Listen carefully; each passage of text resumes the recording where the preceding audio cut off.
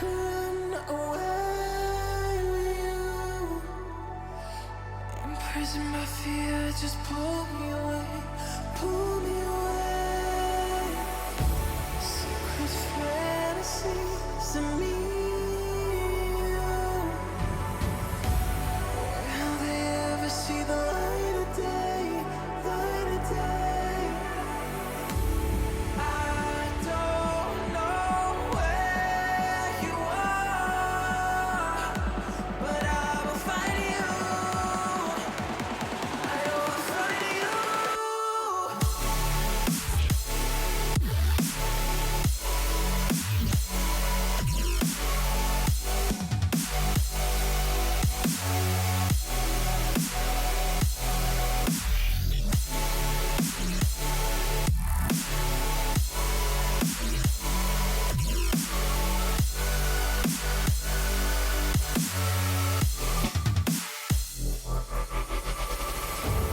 So if you're out there, just run until the edge and fall into me and see where this could end.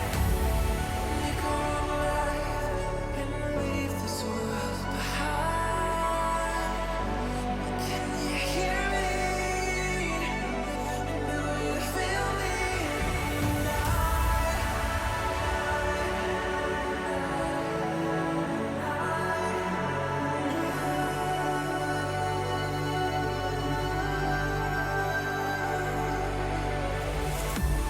I don't know where you are, but I will find you.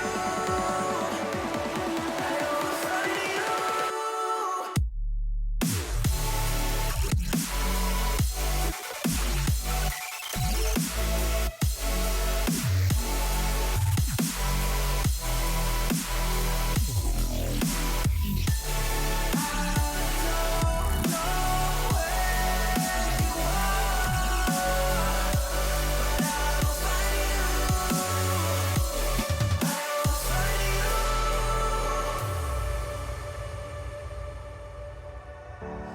Wishing that I could run away with you. Imprisoned by fear, just pull me away, pull me away. Secret fantasies of me. Will they ever see the light of day, light of day?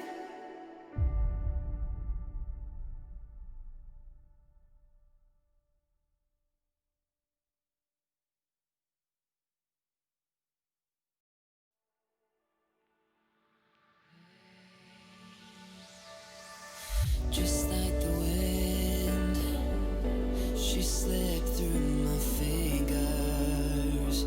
Yeah, just like the earth beneath fell away, and this blinding flash of memories played before my eyes, and all I saw was you. Hey. And all I saw was you.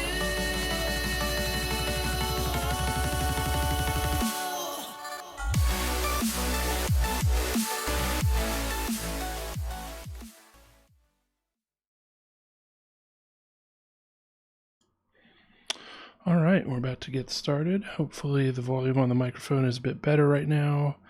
I think the main issue, though, is if I am looking at the computer, like I am doing right now, I have to get real close because I'm not speaking directly at the microphone, versus this is me speaking directly at the microphone, and there's a pretty noticeable difference.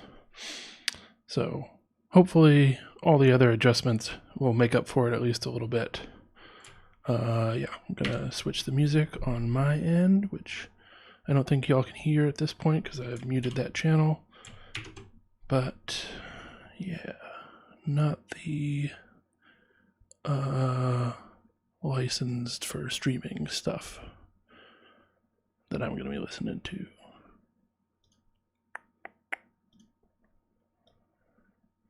I need at least a little bit of music going on the whole time because the gain settings are loud enough that I can hear everything going on in the room, which y'all can't hear because OBS has a filter, but I am listening through a monitor on my little mixer panel before it gets into OBS.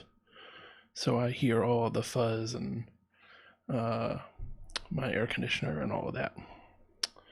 All right, so switch over to what we will actually be doing, which is this sort of intro to binary exploitation called Nightmare. I don't know why it's called Nightmare. I guess it's, sometimes my experience with binary exploitation practice has been kind of nightmarish, so I guess it's appropriate. Yeah, I've done some stuff like this before, a few CTFs that had, basic buffer overflow challenges, a little bit of stuff with the RPI, I think it's RPI sec MBE for modern binary exploitation. I would recommend checking this out. You need to do a bit of additional legwork to work out like what are the things that they want you to do, because the numbers don't always match up with it's just not organized in a way that was designed for somebody just coming in and getting this Git repo. It has all the stuff, which is excellent, and it's got a lot of good stuff. Although I think I only made it through the format strings lab. I haven't yet done the project 1 lab, and that was like a year ago at this point, so I'm not going to come back to it just yet. But I did enjoy the practice. I think it was well designed. You can get this virtual machine for it, and it's set up with levels where each level is like a binary that is set UID for the user for the next level. So you actually get a shell from that, and then you can, or get whatever you need to read the password file that is only readable by that user. And then you can log in as that user, get to the next binary, which you can execute, but is set UID to the next level's user account, basically. So it internally is all designed, such that you have to actually have an exploit working in order to get to the next level, to try the next one, which I appreciate. I mean, there's probably something to be said for being able to just sort of jump around however you would like, but I like the kind of game setup format of like, go ahead and succeed at this before we give you the next level to go on. In any case, I can definitely recommend this one, and I will probably get back around to streaming it at some point, but somebody in a different Twitch stream that I was watching, I think I was watching not Sherlock Sec, but Optional, who I think goes by Optional CTF on Twitch. They both stream a lot of doing the Try Hack Me challenges and Try Hack Me King of the Hill, and at one point during one of their streams last week, Optional was doing some Pwn stuff, and Dan, who I think is Sherlock Sec, sorry if that's incorrect, but one of them mentioned that they were trying to work through this, and so I thought, oh, let me check it out. And like, you can see from this menu that there's a lot of stuff in here, and the reason there's a lot of stuff, they kind of explain it right here in the beginning, yeah, there's a lot of content in this course. And that is because they are basically collecting and using a ton of CTF challenges, and just have organized them according to the kind of challenge, and they have a write-up for each one. So, if you're getting stuck or you just need a hint towards what direction to keep going, then there's going to be information for each one of them.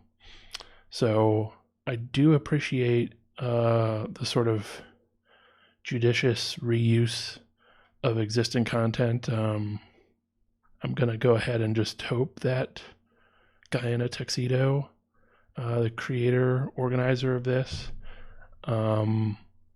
went out and, spoke with the people running these various CTFs, Tamu, Tokyo Western, Seesaw, several years from Seesaw. Let's see, DEF CON quals,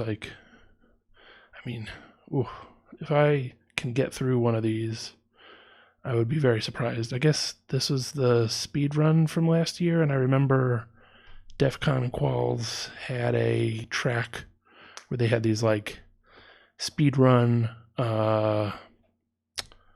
buffer overflows usually. I think they were almost exclusively very simple exploits for ponables, and the point setup that is awarded for those is basically if you're not first or second, maybe right afterwards, then you're not getting any points.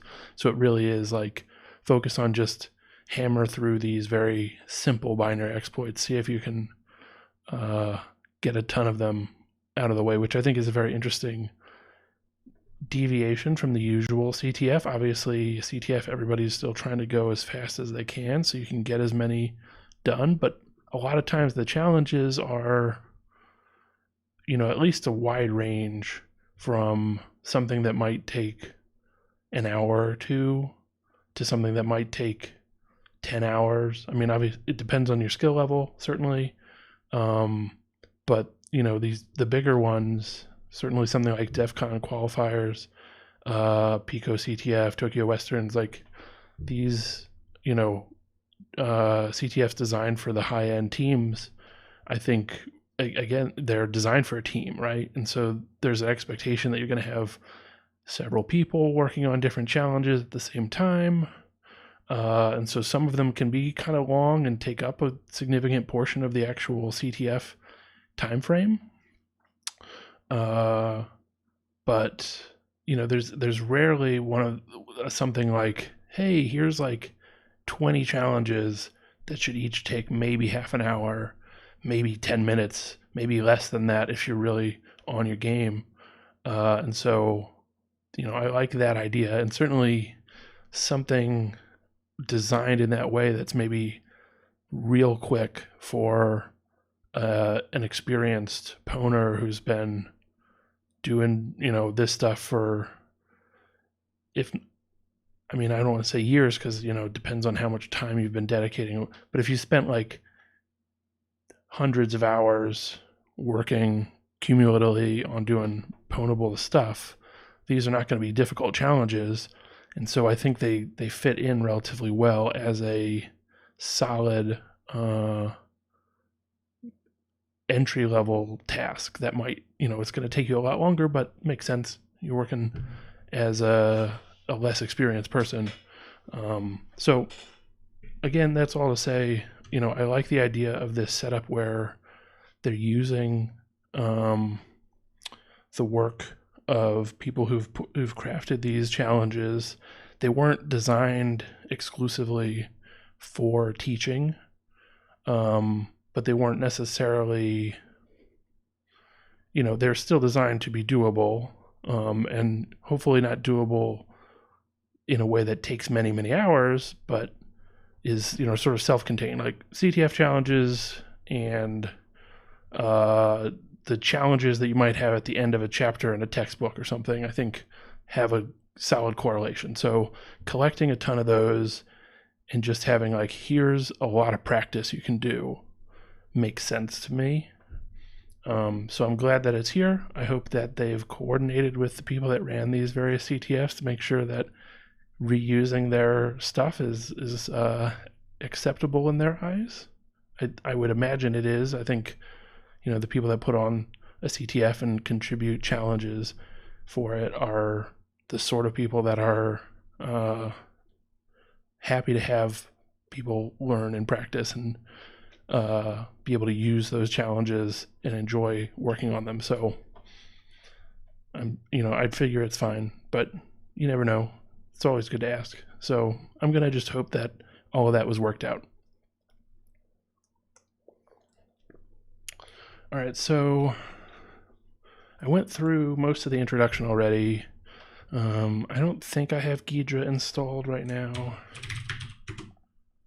Yeah, don't have Ghidra, but I do have the VM. There's not a VM that comes with this, but it says, hey, maybe set up a VM for it, and so it's reasonable, at least for organizational purposes. I don't think, since these are CTF challenges, none of them are going to be actually malicious.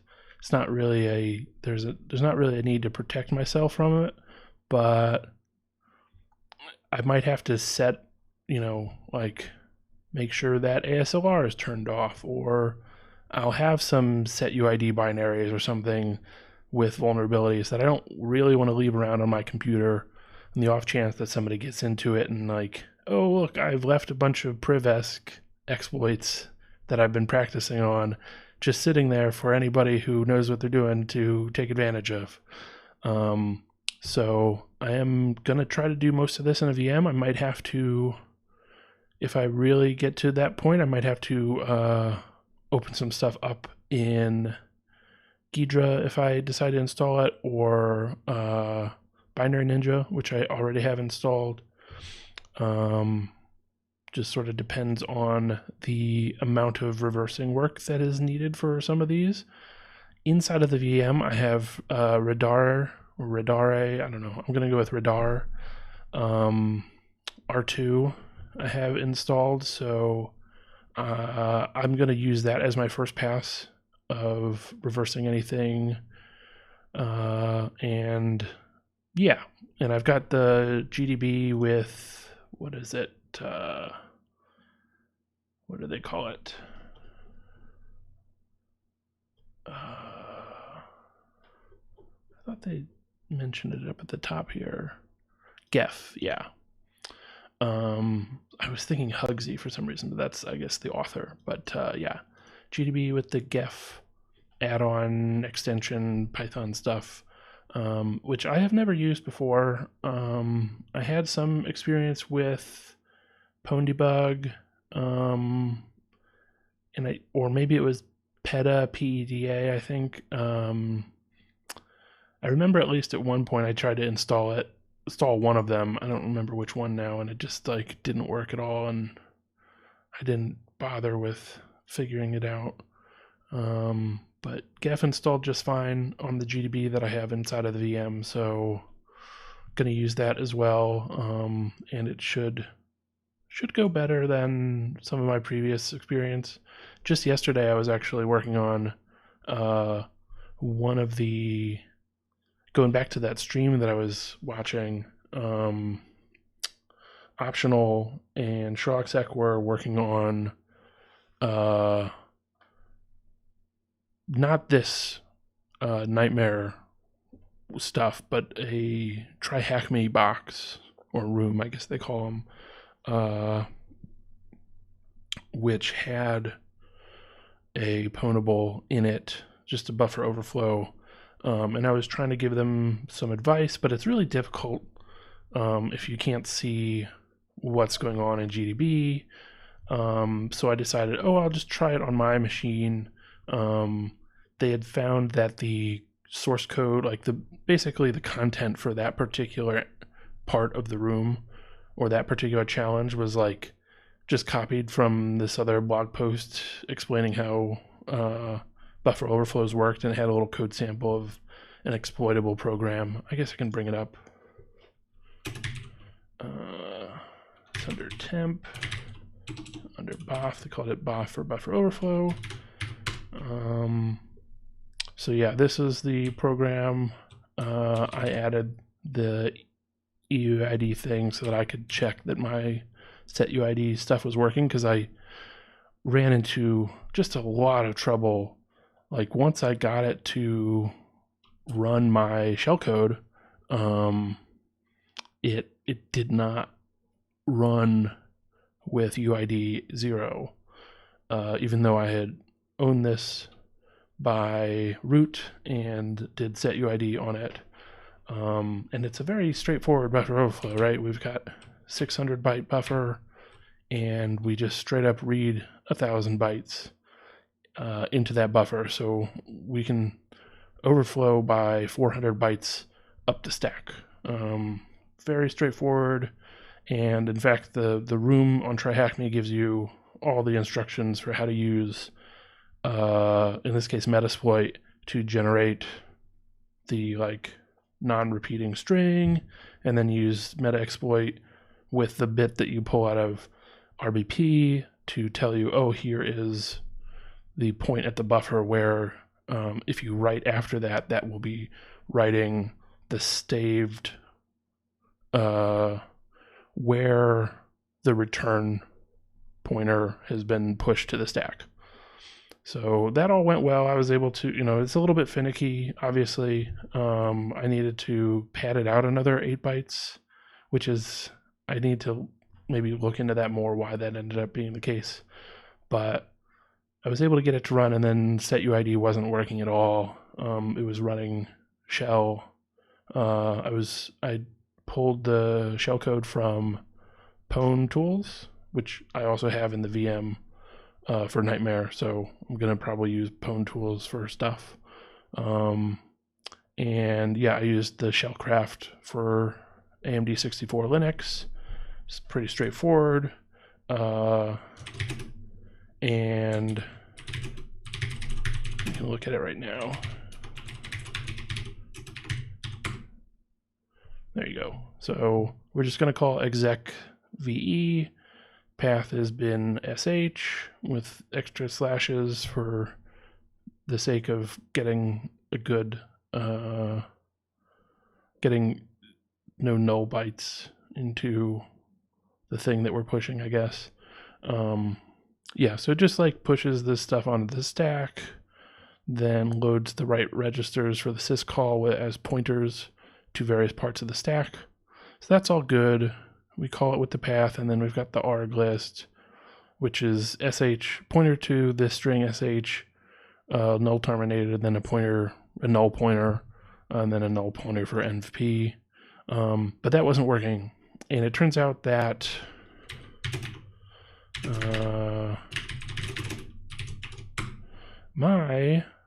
oh, that's interesting. What the hell is dash?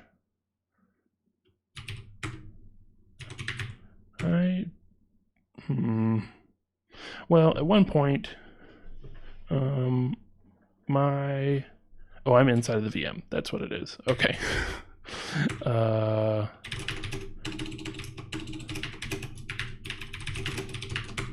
Yeah. So my shell points to bash.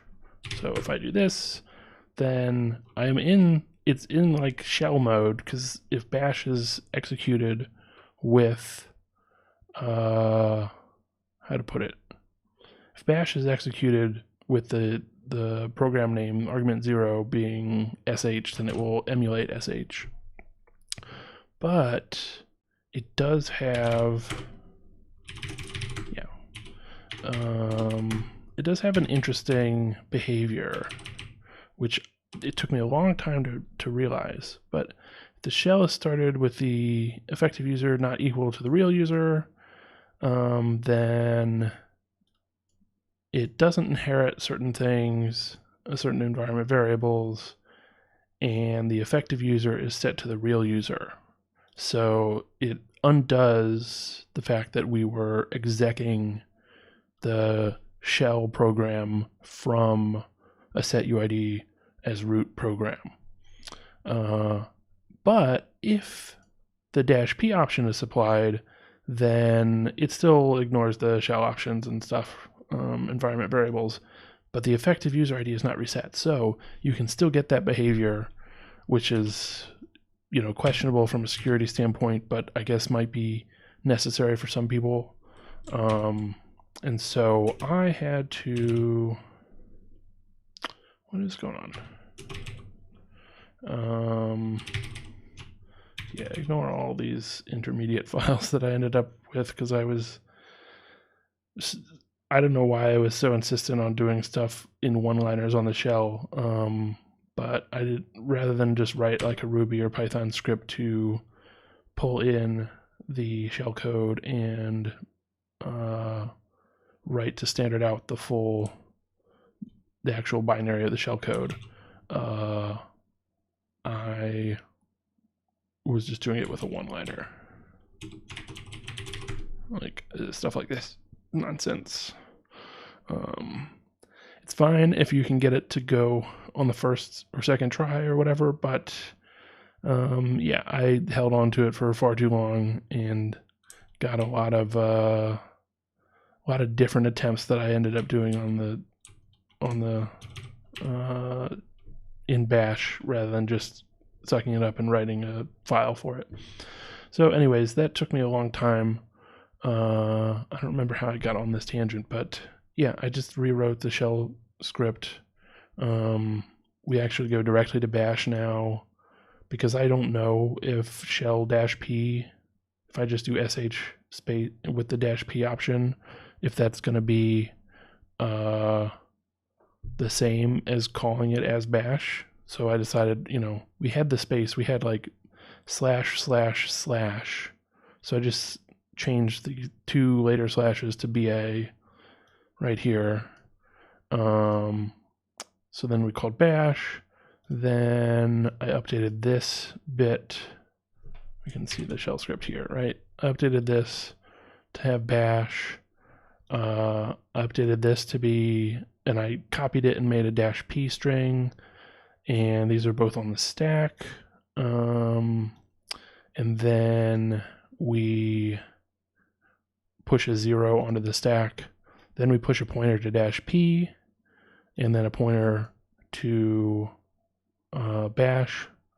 And yeah, and then we have like pointer to the stack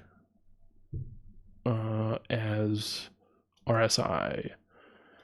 EDX is 0, that'll be our last parameter, I guess. And up here, RDI is the pointer to the original string. And then we push, and then we use this to get rax is the syscall number. So then you just compile this with pwn ASM and use it in the rest of your overflow content. So we'll be doing similar stuff to that today, I guess. Probably not in Emacs. I have it open because that's just my usual structure, but I don't have Emacs in the VM, and I don't know if I'm going to bother like telling Emacs to connect into the VM and edit files through that. I have not done that before. I know it's possible to just edit files over an SSH connection, but having not done it, I don't know if I want to bother trying to figure it out on stream. Okay, so that's all to say that I also then went through these couple of reversing challenges. I've done reversing stuff before, but I'm here to practice, so I might as well do some practice. This one ended up being a fair bit more complicated because I was not using Ghidra to just, hey, give me the source code. Instead, I went for radar, and it's still fine. You just are doing assembly level reversing with that. Maybe they have a decompiler at this point, and I just don't know about it because I don't really keep up, but it worked out fine. Yeah, this one super easy. It was actually easier in radar. Let me see if I can pop that open.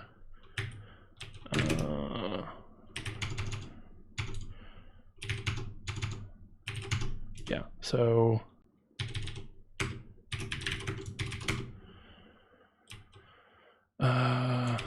oops. In this one, they're like, oh, look at the source code, and then you can see the source code for the C code decompiled result for the validate function, and you got to sort of work this stuff out. I don't know why it's only got 4 listed here, but yeah, again, I didn't see any of this because I wasn't using Ghidra. But if we just jump to the validate method, we get a nice little printout where it's moving all of these values onto the stack 1 byte at a time, which is, I guess, fairly convenient. Although I'm pretty sure that Radar would work it out even if they did it as like doubles or quad words or whatever. Yeah, so we get FLAG, flag, and then whatever the flag is. Like, it's just written for me right here. It almost couldn't be any clearer. And it's a little bit more hidden, frankly, in the C code version. Because they aren't, nobody has written a little thing, at least not in the like stock version of Ghidra, to just be like, oh, look, you're moving a letter. You're moving an ASCII character onto the stack. Why don't we print that ASCII character? Granted, different use cases, different ideas of what is like a reasonable thing to do with your reversing software. If Radar is like more oriented towards little crack me's and CTF challenges and stuff, maybe that is why they decide like, oh yeah, we could just print the letters anytime the value happens to be an ASCII printable character. And Ghidra is like, well, it's been designed by the NSA for working on reversing probably a software that is not, it's just general purpose software that they are trying to exploit for their state hacking purposes, but also probably investigating malware of various sorts. And my guess is that any competent malware is not going to just like have something as straightforward as pushing a bunch of ASCII characters onto the stack as individual instructions in order to sort of obfuscate that stuff. So, what this does is hide the value from calling strings, but certainly doesn't hide it if you run any kind of competent reverse engineering tool. I mean, you could work this out with objdump if you needed to, and certainly just open it up in GDB and disassemble that function, and you're pretty much good to go if you want to do the legwork of what they're showing in here, which is, write those into, you could just know ASCII. It's never a bad thing to learn. At least what I learned is, 61 is lowercase a, 41 is uppercase a, and then you can kind of do a little mental math to work that out.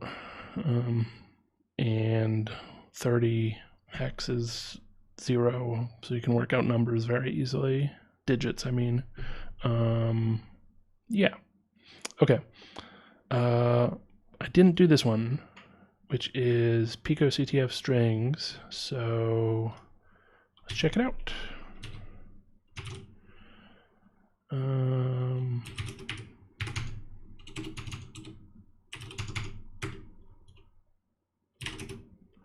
gonna just, what do they call it? I'm gonna copy from, I've cloned the nightmare directory at this point. Pico. Okay.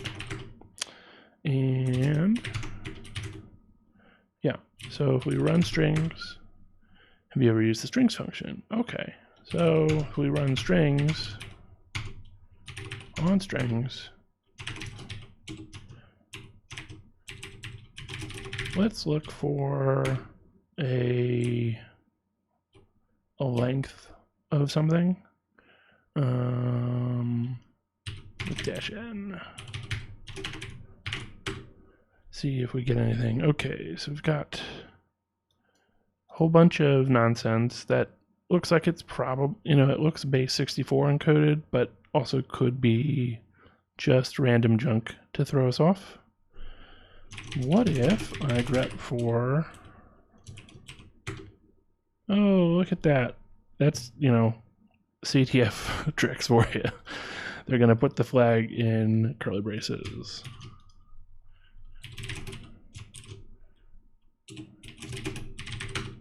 All right, there we go. And it's, somewhere up here, but I don't know. Again, this is like sort of designed in a way that you probably know the format of the flag, so you can just go ahead and grep for that format and not be thrown off by all the junk in there. Doesn't work so much in the real world if you don't know what you are looking for exactly. You'll still have to just browse through everything, but you can certainly write more involved regular expressions.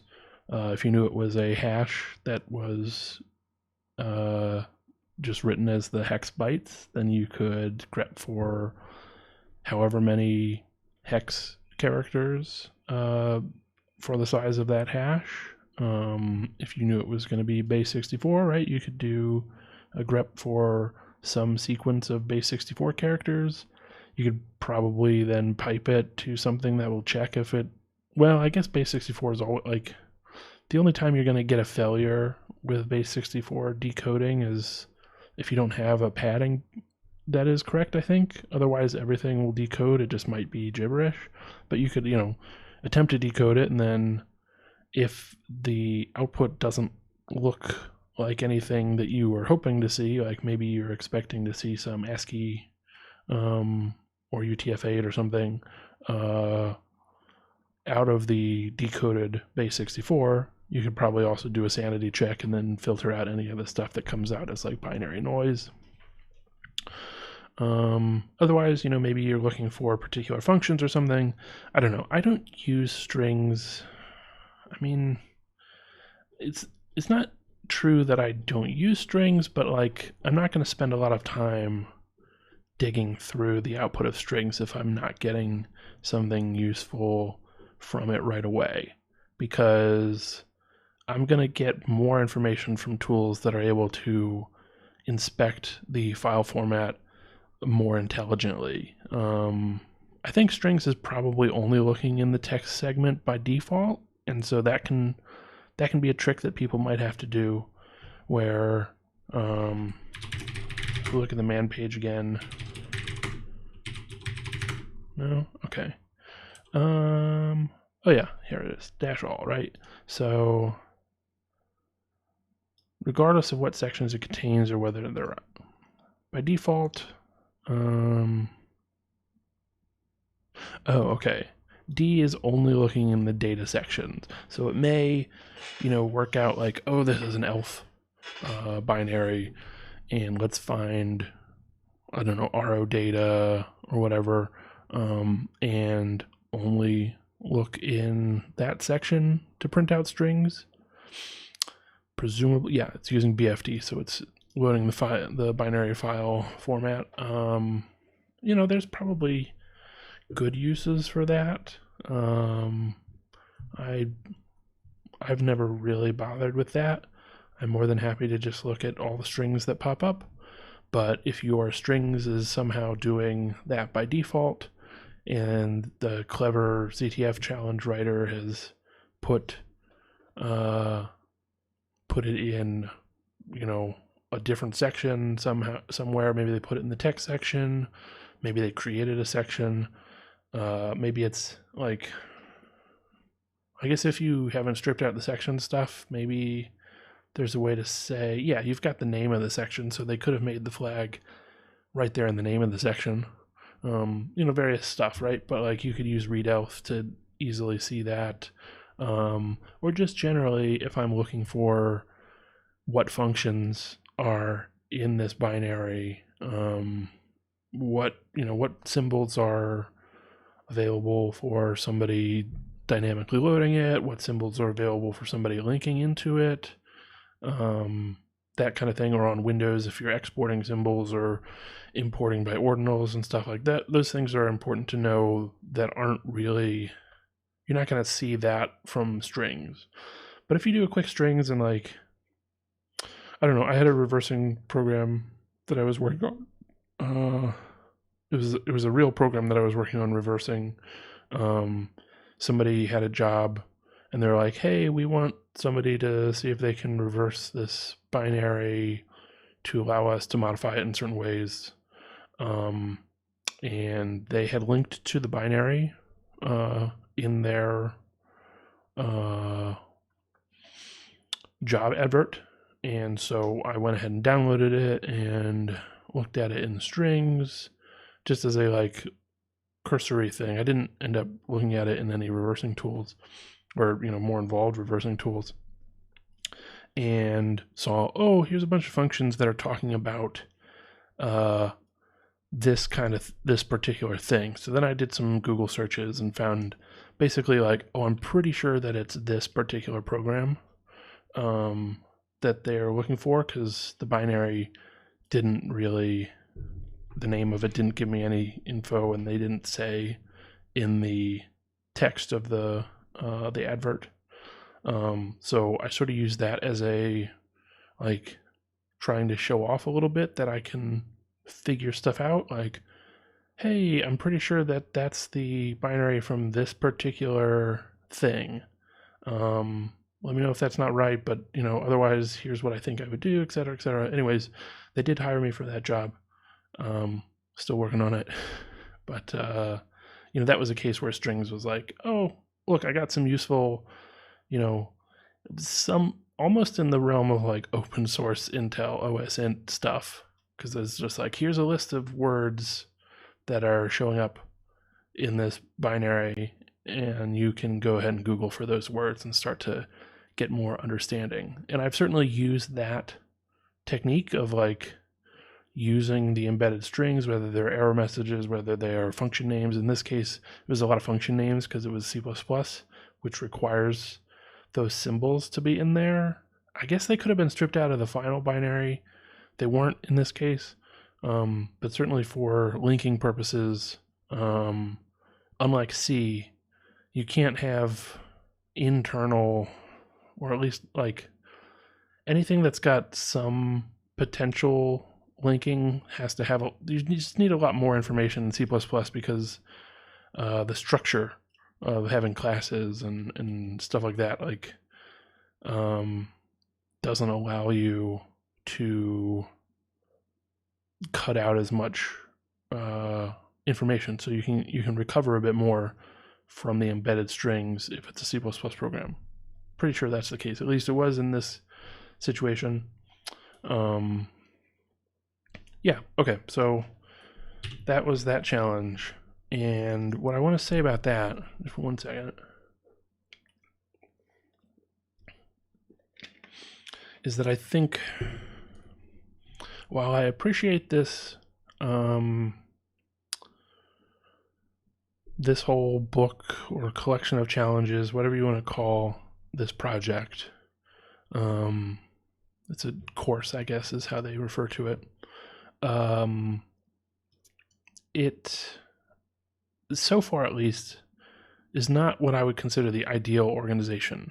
So running strings and getting that information is almost certainly a more more simple thing to do than to open a program in Ghidra, which they don't, I think, well, I guess they linked to some YouTube videos to show you how to use Ghidra, so they do make some degree of attempt to show you how you would actually get to decompiling bits of code in Ghidra. But it's definitely more involved to do that, even if you know how to do it, than to just run the strings program. Oh, look, they grep for the same, yeah, curly brace. Okay. So this one should be first, in my opinion, of this set of 3. Then I would say Helithumper is right as the second one, just because it's like there's no real obfuscation other than this. It's not listed as a string directly in a data segment or something. But it's, you just are looking at the code and then being able to see, oh, look, this code is doing a thing. So that's all good. And then this one is definitely more involved because they've got this attempt at like taking your input and doing some interesting logic to like turn it into an index into this really large structure which has a bunch of empty space that if you give the wrong input you'll basically hit one of these bytes and that means that you failed it. Realistically it just becomes like this is a 0 and this is a 1 and this is a 2 and all the way down here is like 27 or something, 27 hex or whatever. 2E I think actually it was, but it didn't end up being as involved as it seemed from the fact that we had this like loop that's got a bunch of checks around the input numbers or the input letters that you were giving. All that aside, this is definitely the most involved out of these three, so I don't understand why it is listed first, basically. So we'll see how it goes with the rest of these, but it does seem like there's potentially an issue with organizing the challenges so that from a pedagogical standpoint, they are leading people to improve from one step to the next rather than just, try a bunch of stuff in random order and like maybe basically you're going to leave people behind because it's a little bit, I'll say some people are not going to like try this first one, get confused and like stuck on it and then just go to the next one and see if that goes better. Some people are going to assume first off that you've organized it in an order that is increasing difficulty, which is very common. I mean, if you look at a textbook, they don't start off with the more involved concepts, in part because they build on each other, but also, again, it's just like, relatively common pedagogical like technique. And so if you have something that's really hard right off the bat, it is going to leave people behind because they'll assume, oh, it's only going to get harder and I'm not doing well at this.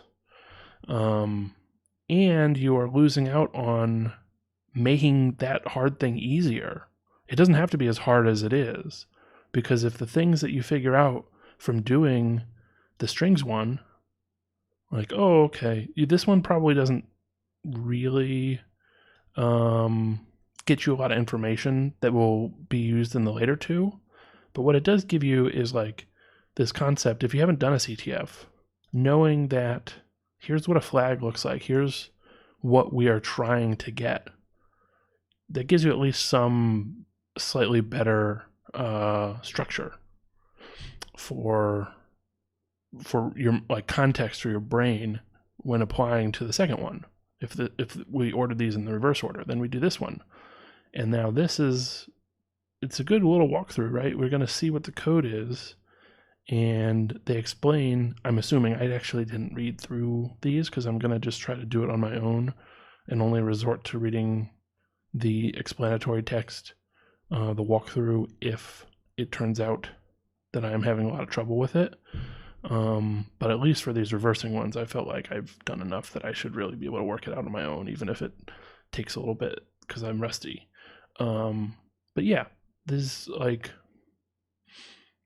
basically, okay, we already know what we are kind of looking for. We need to type in a string that probably looks something like this, has some prefix, curly braces, and then some inner content. And the prefix in this case was the name of the CTF, and the content was essentially a sentence. In this case, it had a little bit of random extra, which they do sometimes, but you don't need to know too much about the commonalities used in CTF challenge flags. But you have some general idea of where it's going, where you're trying to get, to the point where if you do this, or yeah, I mean, this one 66 is going to be like E or something. What, 8? No. F, sorry. Yeah, right, because it starts with flag. So in this case, you're seeing like, oh, flag, and then curly, and then capital H and stuff. Okay. So you're like, once you get through these couple, you're like, okay, I'm on the right track. I'm understanding where this is going because I'm getting values that make sense to me based on the context of what I have already done. In this case, they use the word flag instead of the name of the CTF. I'm sure that, as you go through these, you'll find out that both of those are fairly common, along with the curly brace and then some, usually elite speak coded sentence or string or whatever. And this one in particular really gets to looking at what you can see in the C++ code as well as what you can see in the assembly, or sorry, not C++, but C code, and what you can see in the assembly, and like, are these, how they connect to each other, and how you can start to work out what the program is doing just based on that, on reviewing the code that you've been presented by your reverse engineering tool.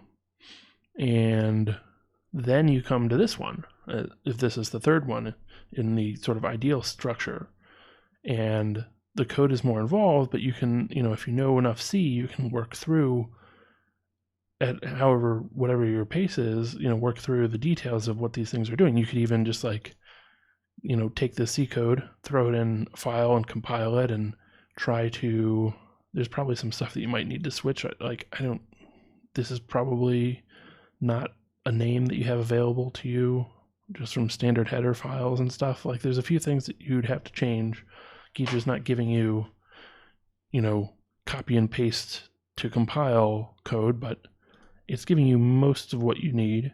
And so you've already been looking at C code and trying to deduce what it's doing, reading somebody else's C code, in this case generated by a program C code. So, you're in that headspace of looking at code that is like not technically obfuscated, but really not designed with the intention that somebody be reading it, not written for readability, which is a bit different than most people's programming experience.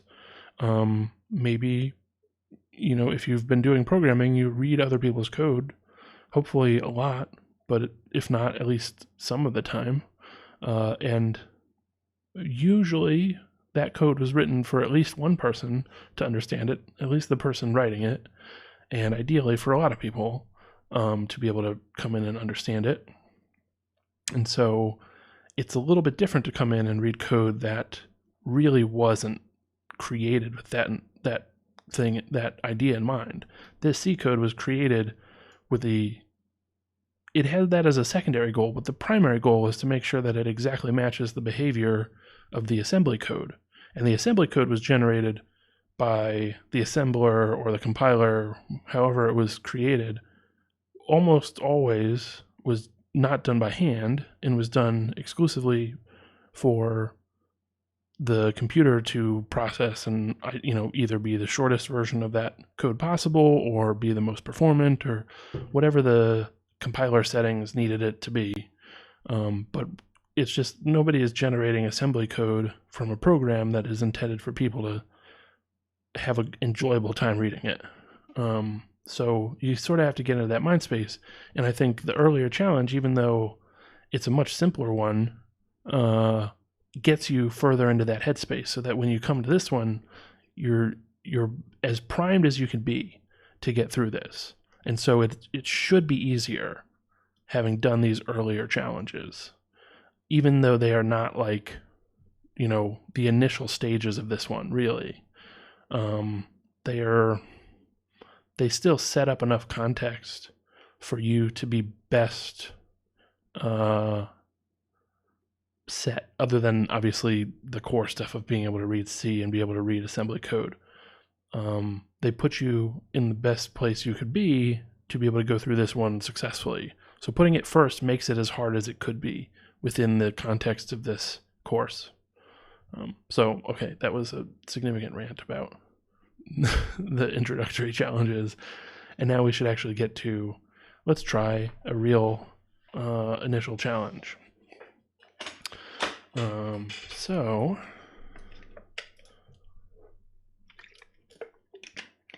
this is the seesaw. Is it really the first one? I guess it's just not listed. Oh, that's weird. Why is... No, okay, that is different. That's baby boy versus boy. See, that's another thing. Like, I don't know yet. We'll have to see when we get there. But if I'm doing a CTF and there's a challenge called foo, and then there's another one called baby foo, 90% of the time, baby foo is going to be the same structure, the same thing to do to complete that challenge, but made simpler. As a kind of warm-up. Maybe it's intended for, a beginner's track, or maybe it's just like, hey, we realized we could do 2 versions of this challenge and one of them is more difficult, so we'll put in both and go to the baby one first, and then you kind of understand what you're supposed to do, so the second one will be even easier. But we see that listed significantly further down the list than the 2.0 one that is just boy. So, or at least, yeah, I guess it is big. It is boy because it asks, "Are you a big boy?" Yeah, I don't know. We'll find out if that suspicion is correct. They're from the same. Oh no, baby boy is in 19. So okay, and this was in 2018. Maybe they are. I'm not going to go with unrelated. I think the naming choices are too similar to say they're unrelated, but it's not necessarily the case that one is the simpler version of the other. So, okay, maybe I'm jumping to too many conclusions here based on those earlier challenges. So we'll just start with boy, which is probably Seesaw 2018 boy in their naming scheme.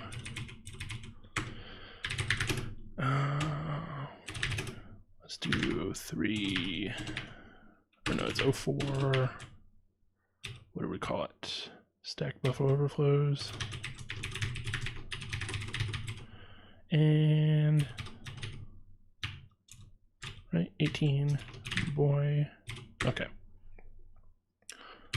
We're going to copy in. Interesting. I should just look at this structure and then figure it out.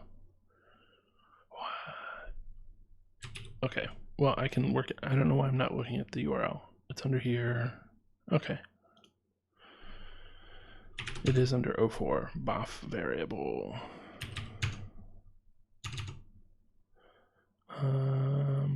Interesting. They have an input as well. I wonder...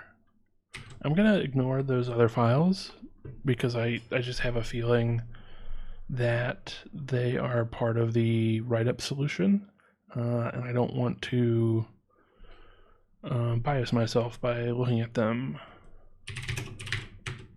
So we've got a file, boy, and yeah, I guess there's no, well, I guess there wouldn't be a flag for this one.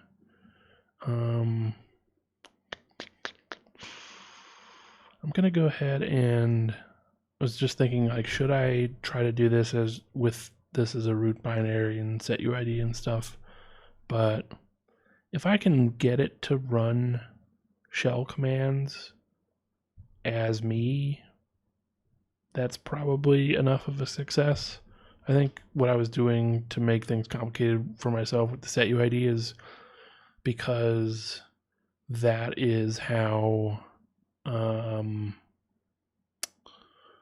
the RPI course that I was talking about at the very beginning was set up, and it seemed like, oh, that's a good way to like be really sure that you got the thing to do what it shouldn't be doing, which is if you can send an input that pops a shell as root for you, then you've definitely won.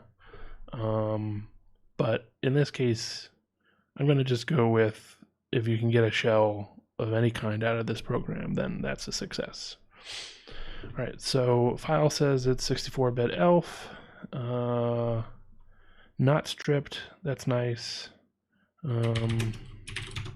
What do we link to? Just libc and what is it? Checksec tells us partial rel row, canary, stack canaries, executable stack, and no PIE. And I think I need to turn this off again. Yeah.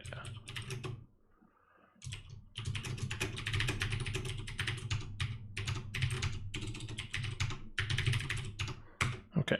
We're going to turn that off because I just have a strong feeling that these buffer overflow challenges are working from, like, I think at this point is one that I need to work on with ASLR on.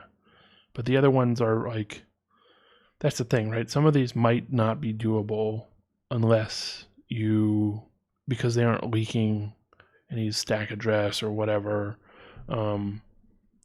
you need to have ASLR off in order to be able to actually exploit them. I mean, what would be the point of ASLR if it didn't actually defeat some versions of overflow and other vulnerabilities? So run boy, are you a big boy? Yeah, that is accurate. And then it tells me the date, which is interesting. Do I have the code for this? I guess not. So let's pop it open in Radar. That's usually my go-to. We can tool around in the extra visual mode. I don't know what else to call the capital V versus lowercase v. So I'm going to just call it extra visual. All right, we load up the stack with 4 null quad words and then dead beef. Yeah, I don't know. I think if I had to guess, this stuff is like stack canary. Or at least pushing this, moving that onto the stack makes it stack canary. Because I think if it's using the FS segment, like I don't know of any other code that I normally see that does anything with segment addresses. And I should really take more time to understand the implementation, but because I don't get why, especially on like x86 64, why stack canary related code is using a segment specifier. I don't like, they're all by the definition of that ISA. I'm pretty sure they need to all be 0. But that can't be true, right? If we're like getting the value out of 0 offsetted by hex 28. Anyways, that is not my concern for now. We ask the question and we call read with a size of, I guess, a size of 18. Yeah, so I'm pretty sure these are the arguments, with 0 being standard in, RSI being whatever rax is, which is pointer to this part of the stack address, or this part of the stack rather. And then that's our size for the buffer for the amount that we're going to read. And okay, interesting. I mean, that's one of the things with like very straightforward buffer overflow exploits, like that you would see in a CTF challenge, buffer overflow vulnerabilities rather. Is that sometimes they use code that just makes no sense for why you would ever write code like that in the real world. And so my experience programming, I get tripped up a little bit sometimes because it's just like, that can't possibly be what they're trying to do, right? Because like what they are actually trying to do, they're calling read, and then if the amount that they read, because the read call, if we real quick switch over to the man page,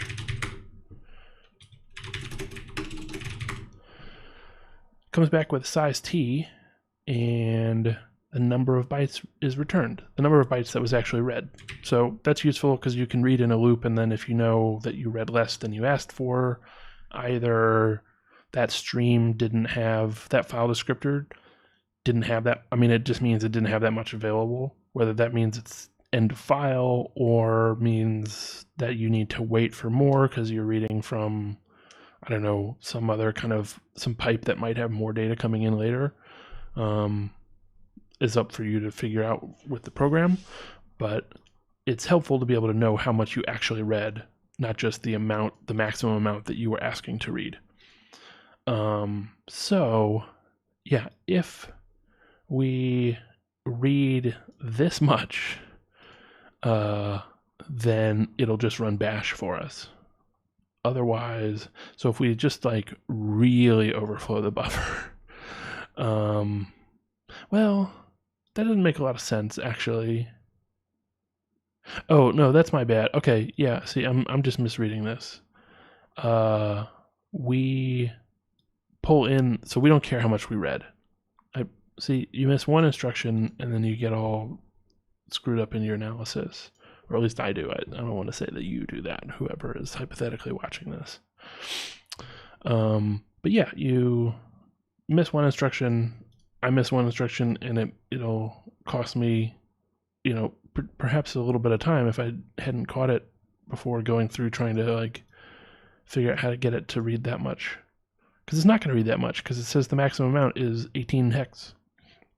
So instead what it's doing is it's looking at this value.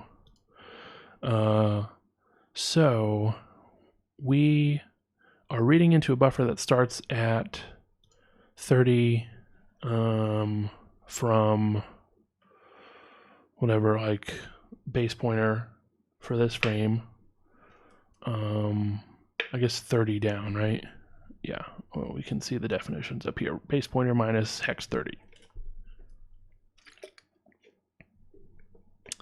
And we will read in up to hex 18.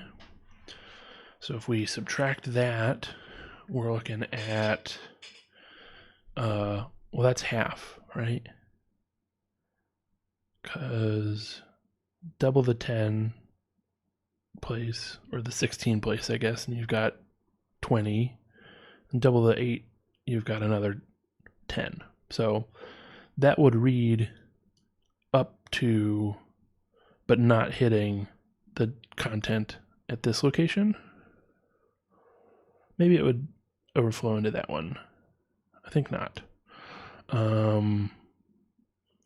Okay, so that means that at the very end of that buffer that we're reading in, we can overwrite it with this value, because that's what it's looking at. It's looking at where we currently have dead beef.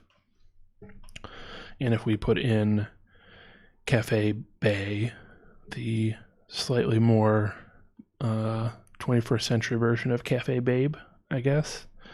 Yeah. All right, so I'm gonna open up my scratch pad and just throw that in there. So this is what we want. Okay. Yeah, let's see if we can do that. Do we have IRB? No, we don't have Ruby. I guess we can do it with printf. So we need let's see, 18. So we need hex 14, which is 20 characters. We do it in quantities of 4.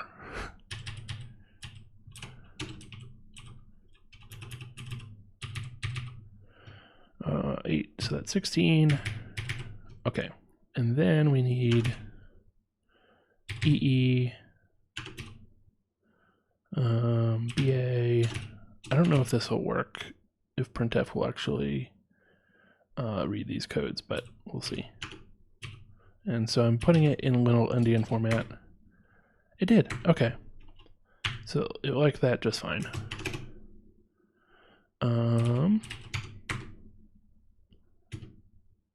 And I guess I'm running bash. Oh, let's see if, okay.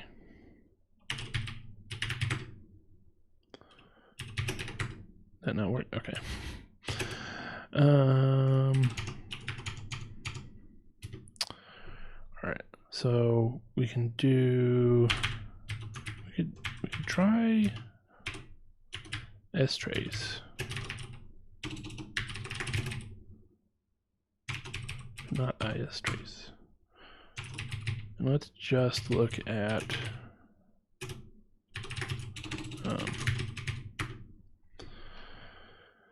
and it did not run anything. Interesting. Maybe I'm okay. So if this is 30, then that's 20 C, 2C, that's 2.8, it's 2.4, it's 2.0, 2.0, right? And then 1C, which is the number where we were trying to hit.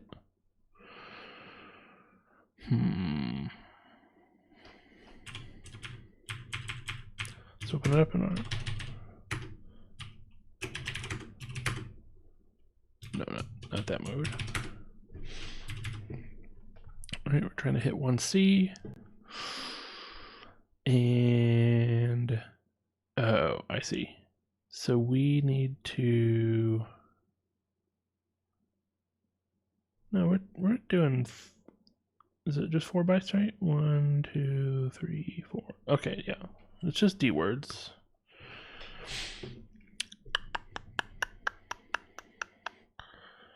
Maybe I wrote something wrong. At this point, my thought is to like go for it in GDB. I know that there's a debug situation in Radar. I am bad at it. I'm bad at most things in Radar, to be honest. And I don't remember how to get around with the debugger in it. So I'm gonna go ahead and just quit out and open it up in GDB. So let's go ahead and put this into our input and run it with our input. And let's put a breakpoint at, where do we want to go? Do our puts, we do our read, we're going to do our compare. So let's actually do where we've just finished the read. We can see how much we actually read at that point because it'll be an EAX before we do this move. All right. Oh, this is the beauty of GEF, is that I don't have to type a bunch of stuff to see registers and see what's on the stack.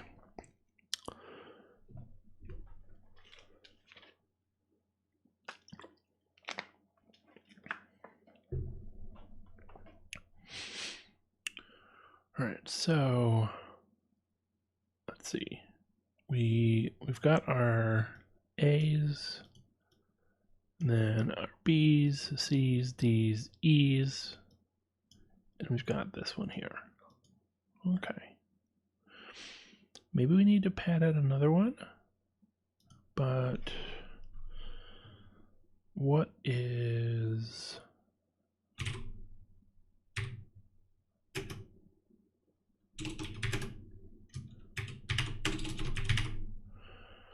our base pointer minus 0x1c is, oh, it'll just print us the value there. Okay, that looks fine, but maybe because it's a D word, I'm missing.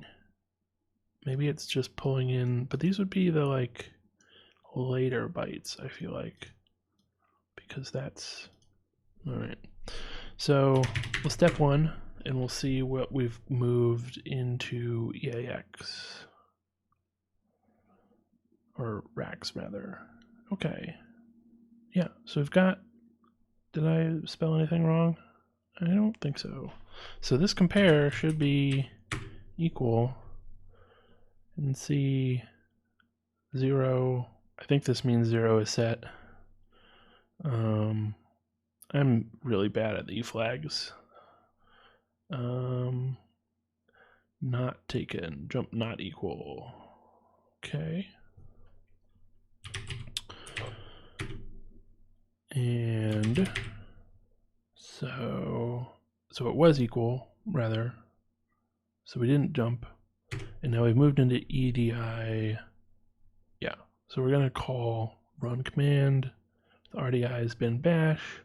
So it is working. I don't know what else. I guess we could, our SI, like, what is run command? Is that is its own, it's also in this program? Okay, maybe I should have looked more at what that code is about.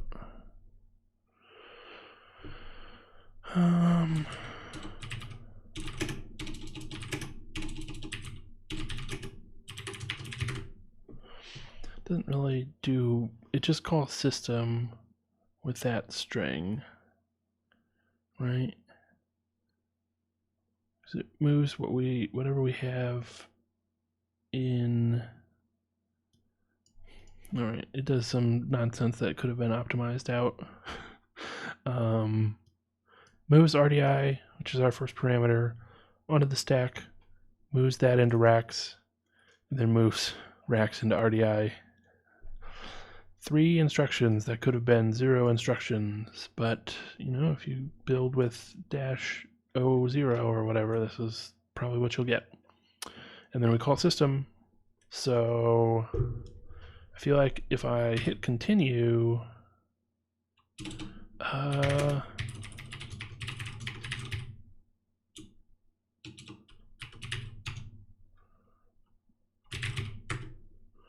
let's see if we can follow the child, because system is gonna fork basically, I'd say. Is that true? Oh, it's executing dash. Why do I have it? Why? I don't even know what dash is. I feel like dash is not. I think there's a different dash than the one that I'm thinking of. And this is just, I guess, default Ubuntu shell. Let's figure that out.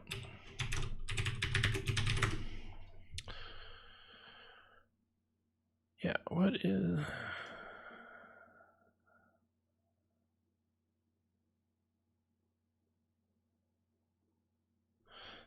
Debian Almaquist shell. All right.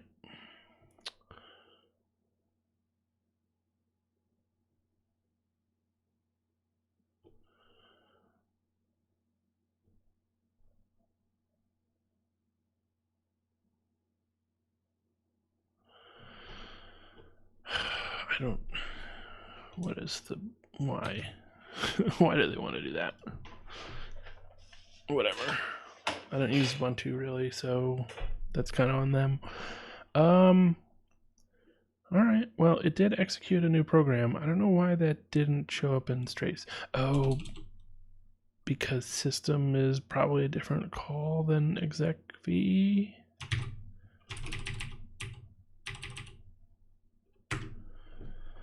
let's see. Yeah, it runs clone. Okay. Fair enough. Right. Well, yeah, it has to clone and then wait for it because it's like synchronous. It's gonna do that whole system command and then come back to the rest of the code. Okay. Well, I think we solved that one. I'm gonna just call that flag, even though it's not really a flag. But I guess the idea in that CTF is like maybe that binary was set UID, then it runs bash, and you can go ahead and find the flag file and read it at that point. All right, quick walk through the walkthrough. So they throw it in Ghidra, get that, just the most beautiful C code you ever did see, right? That's a small complaint that I have sometimes. It's actually pretty good in this case, but the larger and larger the code gets, the more that the compiler has like thrown together a whole bunch of code into one function. Or, I mean, maybe it's not even on the compiler. Maybe somebody just wrote what doesn't even seem like a large function in C, but turns into just oodles and oodles of assembly code. Ghidra gets less and less useful in its decompiler output, I'd say. Is my experience. This is fine, basically. I mean, why it gives a negative value for these is, I mean, technically they have that first bit set, I guess. But maybe it's not the most useful. I mean, it just decided target was an int rather than a uint, so it's going to do it that way. It has to for the type that it's giving. But like that's a case where actually this is much more straightforward as assembly code. And so I think some people maybe look at like, well, we can decompile stuff now as a real silver bullet that it is not, for sure. I mean, frankly, I haven't looked into it, but I would wager there's like, a not very complicated art to designing and outputting assembly code which is specifically designed to make the decompiler results as annoying to work with as possible while still having valid assembly level behavior for whatever your code is. Yeah, I mean, that would be an interesting thing to look at. At some point, maybe, what am I, like, there's the mobfuscator. There's a way, somebody figured out that the semantics of the move instruction on x86 are effectively Turing complete. If you just use enough of them, you can turn any piece of code. So this is, I guess, checks if a number is prime, and it turns into just all move instructions. Very interesting. I, at one point, really should take the time to look through how that is possible. Because, like, on the face of it, I wouldn't think that move has the effects to cause that, but yeah. But as you can see, like, even the assembly level graph dies, right? And like, I would be curious to see what Ghidra or the Hexrays decompiler or whatever other decompiler you want to throw at it does with something that is obfuscated. Now, granted, that's for somebody who's experienced, it's not a problem because you can demobfuscate it. There's just, you could get a plugin for whatever your reverse engineering tool is. Somebody has written some algorithm that basically works out, and I mean, I don't know, if you're losing even more information in the attempt to demobfuscate it, but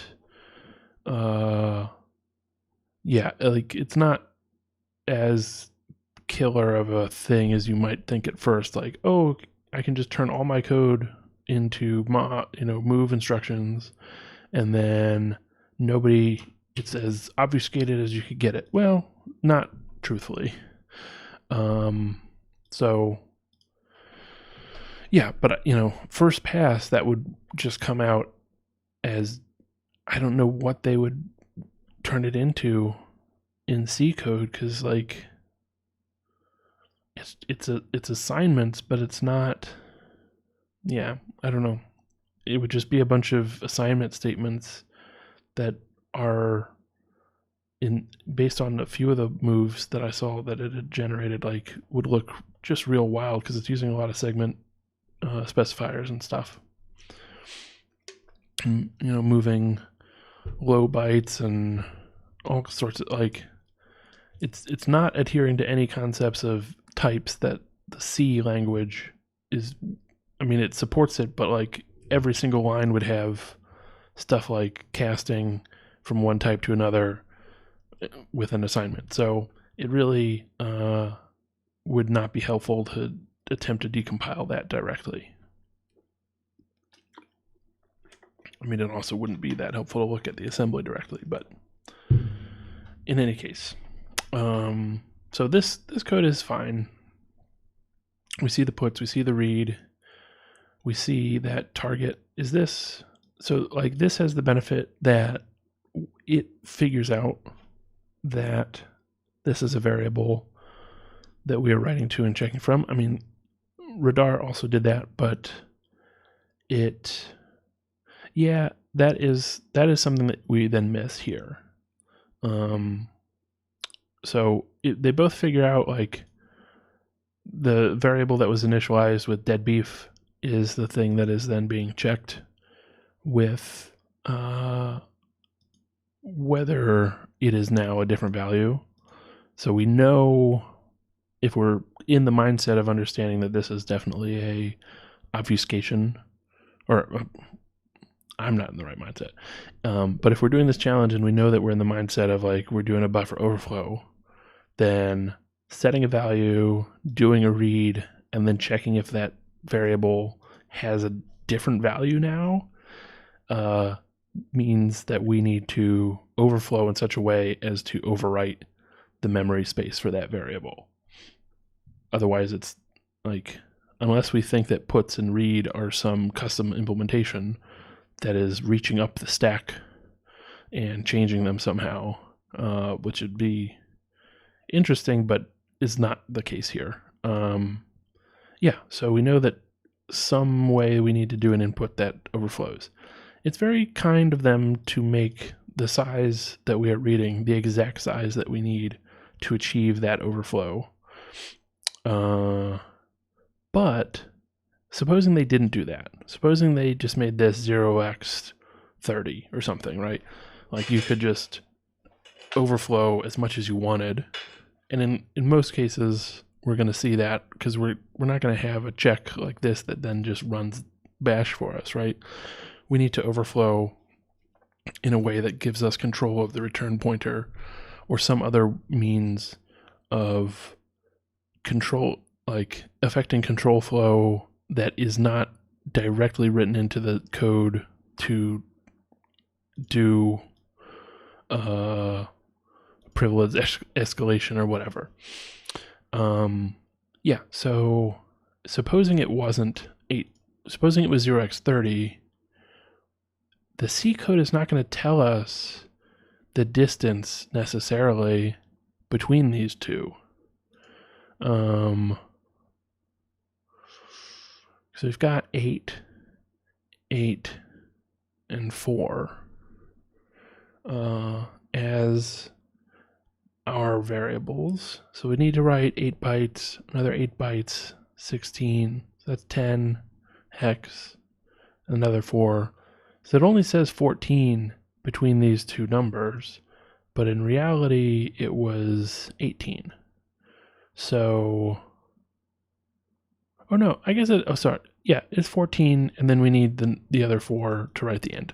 So you can work out what that distance is, but there's an assumption there that the compiler hasn't decided to reorder things, hasn't, and maybe, I don't know, maybe that's in the C standard, that if you list the variables in this order in the function, then they have to go on the stack in that order, and you don't have padding and other stuff between them arbitrarily by the compiler's choice. But my guess, knowing how much stuff is like left up to the compiler in the C standard, that seems so implementation specific that they probably wouldn't say that it has to work that way, because there could be architectures that just where that is not ideal for whatever reason. So looking at the actual assembly is a better way to make sure that we know how much we have to write starting at input to get to overriding target. But in this case, we can just write the size that we are expecting to read and make sure those last 4 bytes are negative this hex value. All right, so yeah, let's continue working through the README, or the walkthrough rather. Prints that string with puts, then it proceeds to scan in hex 18 bytes into the input. In addition, we can see that the target integer is initialized before the read call, then compared to a value after the read call. Looking at the decompiled code shows us the constants it is assigned and compared to as integers. However, well, yeah, as integers, okay. However, if we look at the assembly code, we can see the constants as signed integers. Wow, reading comprehension. Yeah, we can see them as unsigned hex integers, and that is a little more interesting. I mean, it's completely arbitrary, but, in this case, it turns out that this obviously has a bit more, I don't know, if somebody had a shirt that said, 0x dead beef on it, that would be meaningful to people. If they had a shirt that said negative 0x350C4512, probably not going to get as many people recognizing it, is my guess. Although that would be an interesting choice. Okay, so now to see what our input can reach, we can look at the stack layout in Ghidra. Oh, there we go. Okay, so, oh yeah, this is from the hex view, or from the assembly view panel, whatever you want to call it. It's just, whatever window you want to open up that shows the, what's the right word? Linear hex, linear assembly dump. Yeah, they mark it up with like, here's where these things are on the stack, which is nice, as well as their size. So just a different way of saying what Ghidra, or what Radar also says. And they give us these nice little things saying like, this instruction writes this one, this instruction writes this one, this instruction, I don't know what the star means, writes, reads. So you get, extra info for what happens to how these things are used. Becomes helpful at some point. Yeah, and then we've got the actual function main, and the xrefs are like how we get into it.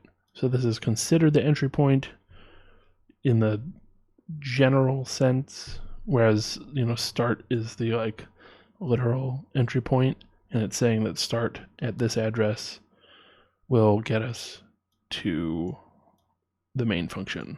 So that's the xref, the cross-reference into this function, and there's the first instruction from main. Okay.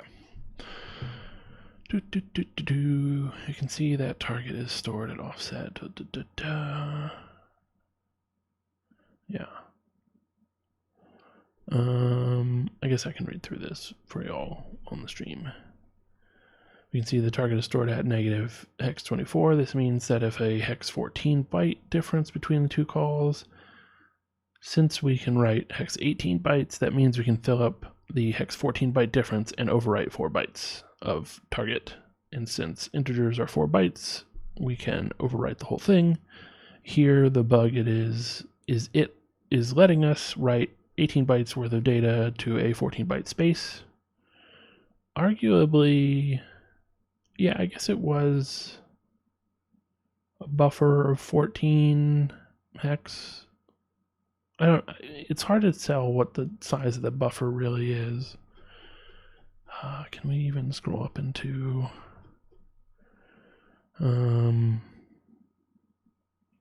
yeah, I mean,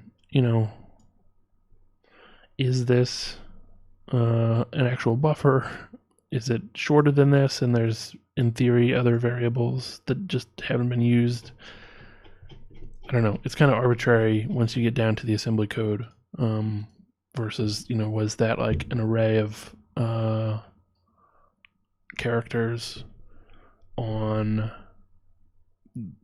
allocated on the stack in the C code or what? Let's see. And 4 bytes of data are overflowing into the target variable, which gives us the ability to change what it is. Taking a look at the memory layout in GDB gives us a better description, set a breakpoint for directly after the read call. Hey, that's what we did. And see what the memory looks like. All right. And yeah, so we see this is what we wrote when we called it and typed in some numbers. It got that as a string, and then interesting, well, I guess it figured out it's a string because it's probably 0 terminated, or null terminated, however you want to put it. Whereas, why is there a 0A? Whatever, not going to worry about it. Whereas when we had our thing, it was not null terminated, but because it had to write all the way down to dead beef. Okay. Here we can see that our input blah blah blah is at 014 hex. When we give the input all zeros plus P32, maybe that's Python's. Okay, this is just more stuff from GDB. Maybe that's the Python like Pwn tools pack into a 32-bit. I think that's what that is, the shorthand for struct packing in Python with Pwn tools. We need the hex address to be in little least endian. Okay, that's a different way of putting it. I guess it's not, it's all good. Because that is how elf will read in the elf? What is there something about an elf that I haven't? I mean, there's the elf format. I don't know what they mean by the elf in this case. I don't think the binary file format is reading in the data, but you see what they're saying, right? It's going to take in that data, and then it's just going to put it in as bytes into memory because that's how read works. But when we later interpret it with our comparison code, when we load it into the register, it's going to load a D word. And that D word, because we're on an x86 little endian, least endian, whatever machine, it's going to go ahead and interpret those in that order as little endian. Okay. So we have to pack it in that way in order for the binary to read it properly. Sure. So then they use Python to do it. The reason that I used printf and at first thought maybe to use Ruby, and in fact for that other overflow challenge that I was talking about at the beginning, I also used Ruby, is that Python 3 the print works differently. They do a somewhat, I mean, I'm sure it's nicer for everybody that isn't us trying to write out shellcode. But yeah, if you have non-printable characters, non-ASCII characters at least, like above 127, it's not going to print them, it turns out. And I think you can do, import sys.standard out .write or whatever, and get the original functionality of printing where it'll just print out your bytes regardless. But these are literal ASCII zeros, not null bytes. But in any case, yeah. So just if you're following along and you've installed Python, and you're like me, and you symlinked Python to Python 3, because that's just, we are in 2020 and Python 2 is dead. If you happen to do that, like I have, just keep in mind that the print is not going to do what you want. And if you're on Arch Linux like me, where they have the same, like I do have it here. I think I just did it with an alias. Yeah, I have an alias of Python to Python 3 inside of the VM because I only have Python 3 installed. But then here on Arch,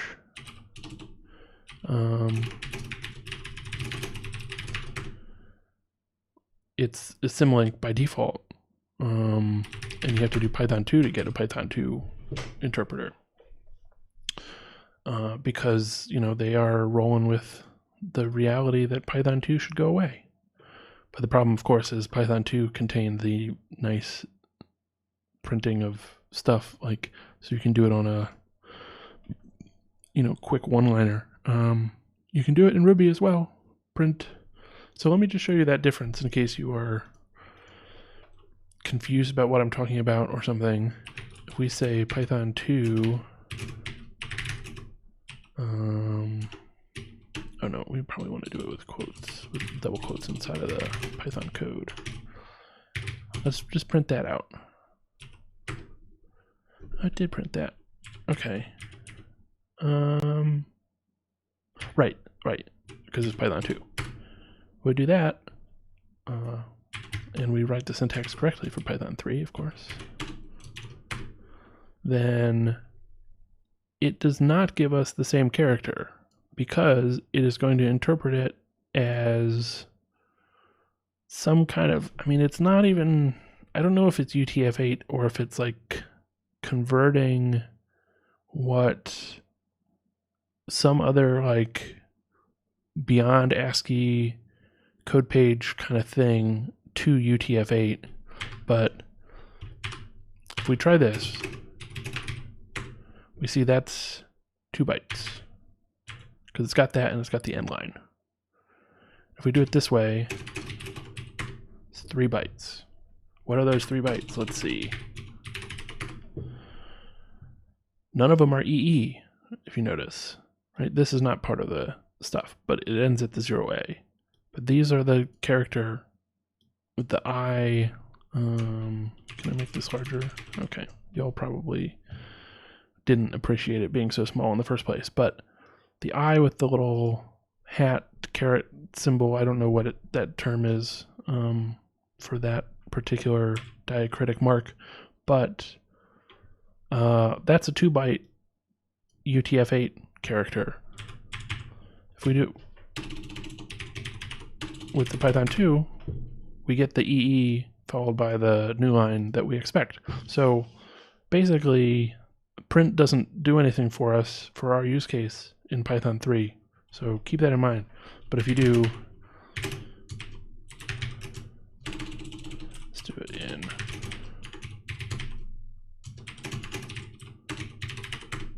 It works just fine in Ruby. Ruby didn't change anything because, it's not, the Python 2-3 distinction is a very Python specific thing. Okay, so setting that aside, then they do the thing. It does the comparison. We saw all of that. Oh, and they write a little Pwn Tools exploit,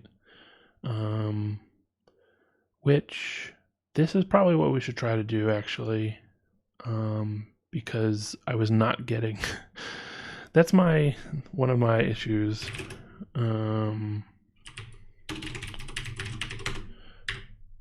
I need to use Pwn Tools so that I can get interactive connection to the shell that is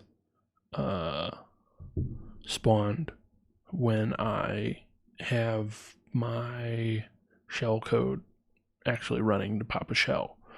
Because by default, it's going to read from standard in. There's not going to be anything on standard in, or there might be gibberish on it, which you can work around, but gibberish as a result of the other stuff that you have in the overflow for actually doing the exploit. So then it's just going to close down the shell immediately. That's one of the things that I saw with the other overflow that I was working on yesterday.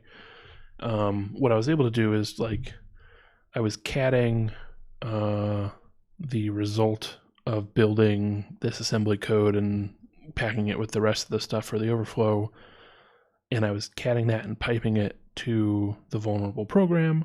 Well, I just catted some more text that was the command that I wanted bash to run, and so it ran that because that was still there from standard in for it to read and execute, but it wasn't interactive. I just had one command. I mean, I could have typed in multiple with new lines and stuff if I needed to. But, the end goal is probably to pop a shell that you can work with and then do however many commands as you'd like in order to set up persistence or, whatever your end goal is if you are pen testing a machine, or just, find and read the flag if you're doing a CTF or whatever. All right, so we want to set up our Pwn Tools script that generates that input, runs it. I'm mostly going to just follow what they have in the walkthrough because I'm not very experienced with Pwn Tools, fortunately. But they have a nice little command that you can say, run this and give me an interactive prompt from the program, which should, when it does the clone from calling system, the standard in, standard out should go to that, should be copied with like the FDs for that should be duplicated. So I'll be writing to the main thread will have started the clone and then is going to wait for the clone to finish. So it's not doing anything on the main thread. The thread that is started from the clone is, or I guess it's a separate process, but whatever. It's got the same file descriptors, so it's reading from the same standard in, standard out pipes. And so the interactive setup from Pwn Tool should go directly into bash from that. Okay. So I think we say from Pwn import everything. And we set up our target as a process. Okay.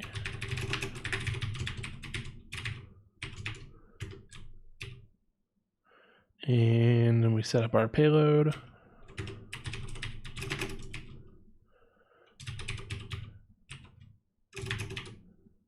And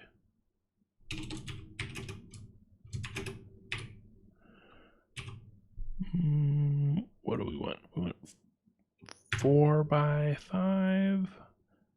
Should be, yeah.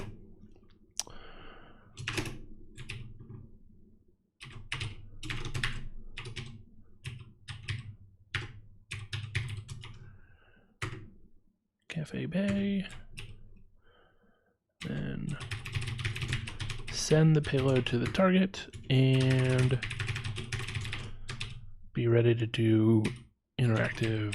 So pull in those pipes from the process that we spawned up here, and then connect up. So basically connect our standard in, standard out from the Python process to the standard in, standard out of the target.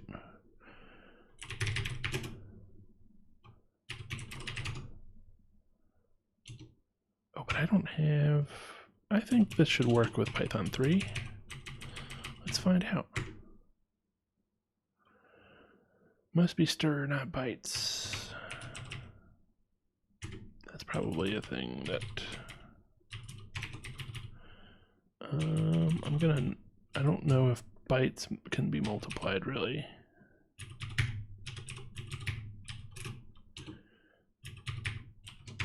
All right, so we've got, let's do it this way so it's a little easier to see what's going on. Why am I just jumping around instead of, okay. So we have 4 sequences of 5 bytes each, ABCD underscore, and then we add that to it. And I've prefixed it with B, so hopefully that'll work. All right. And so we can do, that's our PID, and that's our PID now. So we're on a different process, even though it's, you know, still me. Doesn't matter. Okay.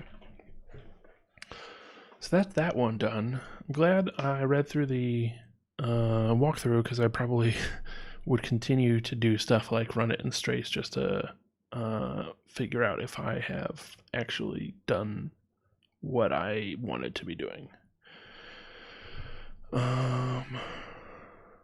Yeah. All right. So they do that, they run it, and they've popped a shell. Congrats. We did our first buffer overflow of this set of challenges. The overflow, you know, was intended by the program is how I would want to phrase it, because it wasn't like an overflow that was accidental. The code expected the potential that variable would be overflowed. So it's really, you know, as far into the written as a learning experience kind of thing as you could possibly get.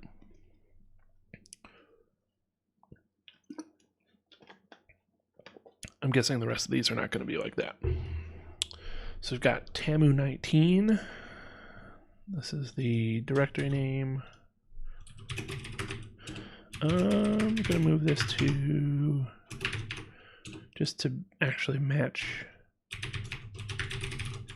it's a buff underscore variable.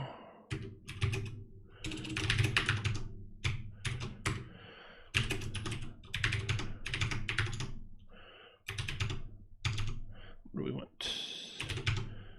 We want that. We've got a 32-bit elf in this case, not stripped, built probably with, well, I don't know, might not have been built with GCC. I don't know if Clang will give us the build ID SHA or what. Linux 3.2, so it's kind of an old one. Yeah. It's dynamically linked. Let's see what it's got on the Lincoln. Well, I mean, you're telling me, and it's interpreted by, but okay. Maybe I need to do, no, all right, whatever. I am not concerned with that. Check the security settings. I38632 little Indian. I got full rel row. That's good. No stack canaries though. Stack executable necessary for this. PIE is enabled, probably doesn't matter because we've got ASLR turned off. I think PIE or position independent executable is basically just means if you have ASLR enabled, then the program can work in that mode. If you didn't build a position independent binary or library, in the case of an SO file, shared object file, then ASLR isn't going to work because the code has references to absolute addresses. And yeah, those might not be, like, the linker might not know about them through symbols or whatever to be able to fix them up based on the ASLR relocating of different segments and all that. So basically you need your binary to be PIE and have ASLR on. Since we have ASLR turned off, it doesn't really matter if the binary is PIE or not, is my thinking. It might give us more symbols, because you either do everything with relative references, or if you can't get away with that, then you need to have a symbol which the linker can, like, I mean, I don't know, this is all speculation because maybe it doesn't ever happen like this, but in theory you could have a binary have symbols that, like, the interpreter will go through and, much like it would for dynamically linking in a library, would write the correct addresses for those symbols. They just aren't from other libraries mapped in. They are from you having mapped the executable at different places in the address space. I don't know. Maybe that's how it works. Maybe it's not. Tangent over. So yeah, let's run it.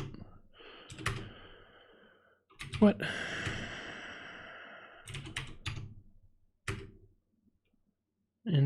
Interesting. I feel like I saw this earlier. Maybe it's attempting to do a thing.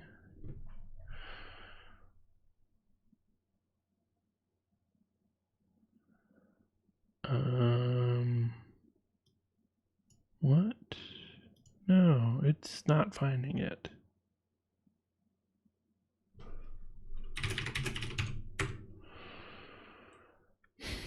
It is executable. That is confusing.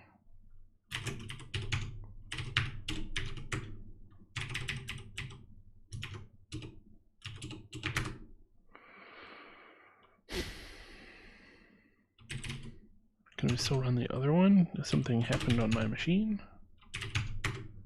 Yeah. Okay.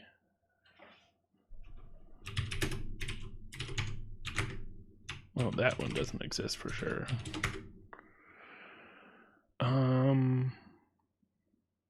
All right, GDB found it. What is going on? Why are we getting an eno entry from execve? So if we run it, it's going to say it didn't find anything, right? What a weird program. All right. Huh.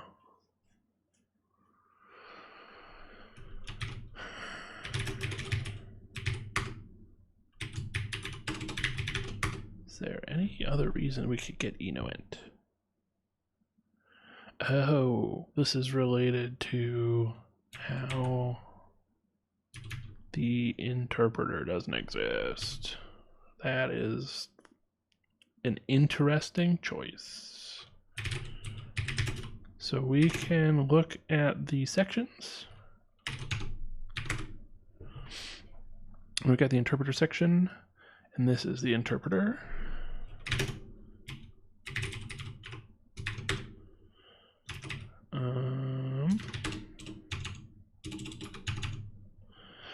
Oh, that's my bad because I don't have 32-bit. Okay, so wow, I think somebody was potentially talking about this on that stream where I learned about this series of challenges, actually, because they were talking about how they were trying to run a program and it kept saying that it couldn't run it. Yeah, okay. So let's discuss what's going on to make this a more educational stream. The way that a binary gets loaded, a dynamically linked binary at least, gets loaded in Linux is the ELF header has a specific, well, the ELF structure. It's not literally the ELF header. It's linked from the ELF header. It's the section program headers. It's got a section that is known as interp for interpreter, and it's got a string in it, basically, that is a path. And readelf helpfully will just print us out that. So it's requesting program interpreter is this path. This is a library, and this library has to be statically linked, I'm pretty sure. Like if we lib64ld, okay, interesting, lib slash.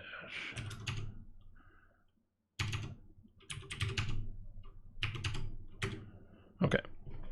Oh no, that's also dynamically linked. Interesting. What is it dynamically linked to?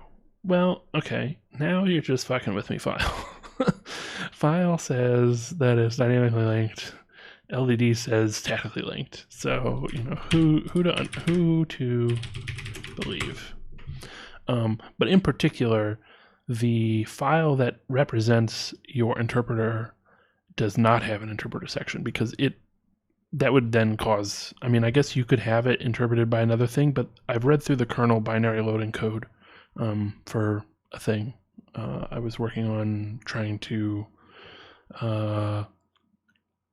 work on the Kira reverse debugging program, and it led me down a path to reading the exact details of how the kernel loads ELF binaries. And so it'll read that interpreter section, and it will then load, first it'll go and then load that interpreter ELF, and the code path for that one does not involve looking for an interpreter. So it doesn't have some like potential infinite, well, I mean, I guess if this interpreter said the same file that we were already loading, maybe it could cause an infinite loop. I think that would be an interesting thing to try. But instead, you know, when it's loading the interpreter, it doesn't then look for another interpreter. So you only get the one layer. In any case, this program is responsible for doing the dynamic linking. So its job is to look through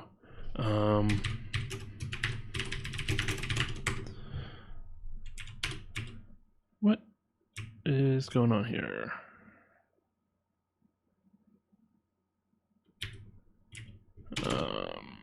Blah, blah, blah, blah, blah. Doesn't matter. Okay. I guess yeah. Right? Okay, it's because I've got it as an alias.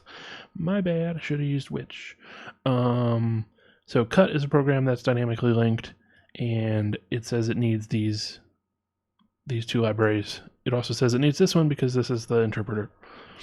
But the interpreter's job is to start up before the program does and load up these libraries, put them into the memory, and then load and start well, it probably loads the like actual cut binary first into memory and then loads these also into memory, but only after it's done all of that work will it run, actually start the _start or whatever the entry point is within the cut binary. So essentially this one is looking for an interpreter that doesn't exist because it's a 32-bit binary, as we saw from the output. Where was it? It was just up here a little bit. Oh, I see. Yeah, because I did run strays. Right, it says it's a 32-bit ELF shared object. And interestingly, I don't know why like you get such a shorthand thing from file, but the idea is basically we're getting eno_int because it does not find this interpreter, so it can't do the loading. And that's also why LDD said not a dynamic executable, because I mean it's just a bad error message in this case, I guess. I don't know if the way that LDD works, it just can't understand that it didn't find the interpreter, but I would think like that would be a better error message. So essentially, I have not installed the necessary packages in Ubuntu in order to be able to run 32-bit executables on this machine. And one of those packages is going to install the interpreter. So yeah, we need to find out what those 32-bit packages are. I think it's 18.04 that we're running, the LTE release.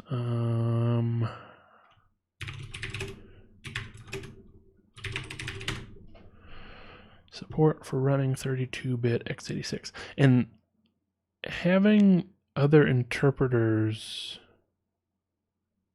Oh, no, that's different. Okay. I think interpreter is a very, like, ELF-specific kind of thing. What? It just doesn't have 32-bit support? Did I go too far into the future for this program?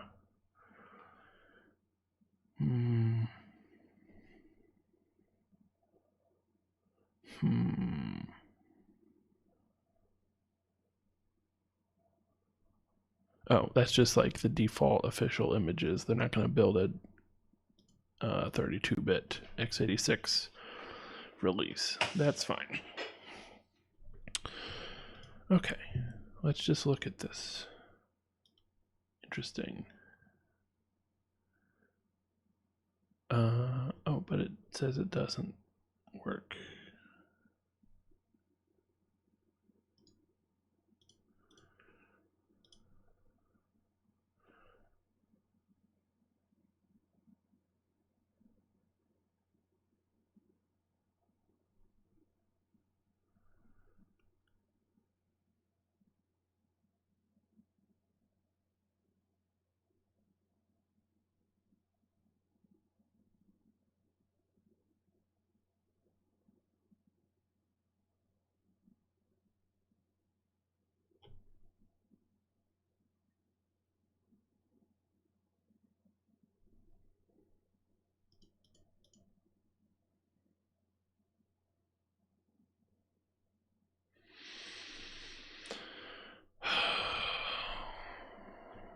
Am I gonna have to ask on IRC?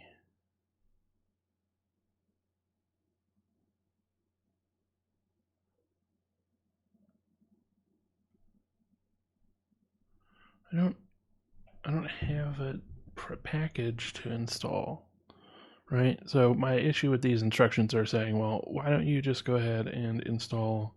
I guess it's probably gonna need libc in order to run. I mean, if it's dynamically linked and it's not dynamically linked to libc, I don't know what the hell it's doing. But yeah, so let's first add that architecture. And then we'll update and we'll install libc i386.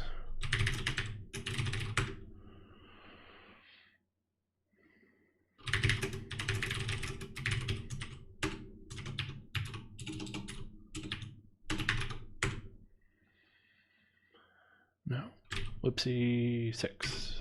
Okay, if you insist.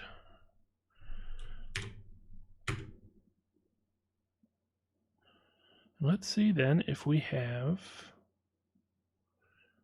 an interpreter.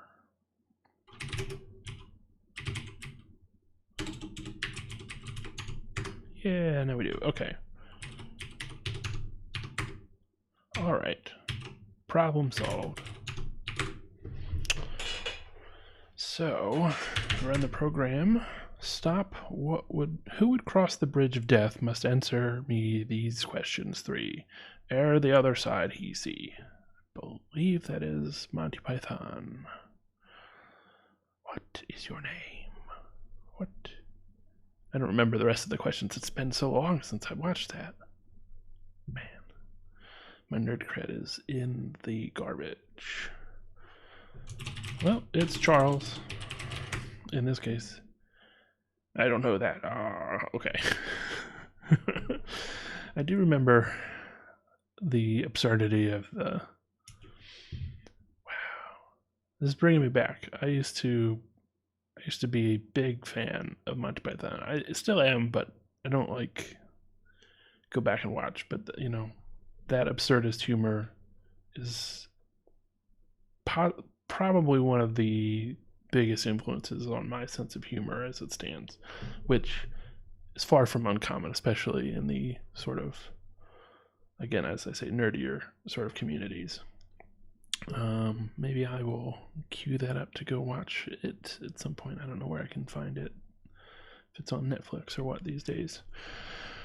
All right, well, I don't know what the answer is to the first question. You know what? Before we get into reverse engineering, let's do a little open source intelligence. Python, Holy Grail, Bridge of Death. Let's see if we can get a transcript. There we go, MontyPython.net scripts, bridge scene.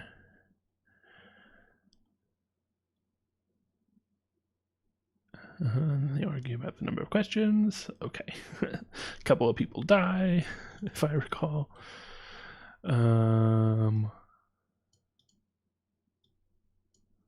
Let's try it. Just like in complete. Nope. Okay. What if we try just Sir Lancelot of Camelot?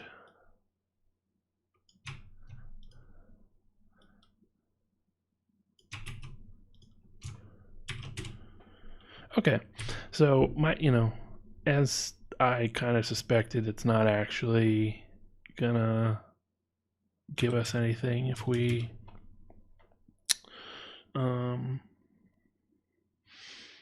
play along, but instead we're gonna need to hack it. I guess that's why we're here. Go to the trusted radar. Apologies for the mic adjustment noises. My pop filters seem to be getting out of place. Let's see what we got. Get PC thunk. Is that... I'm gonna ignore that. Don't know if that is... Yeah, what that's related to. I thought thunks were for like dynamically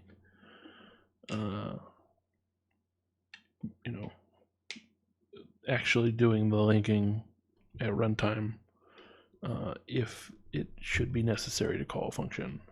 Like you've got a thunk that gets turned into a jump to the actual call after the first time through or whatever.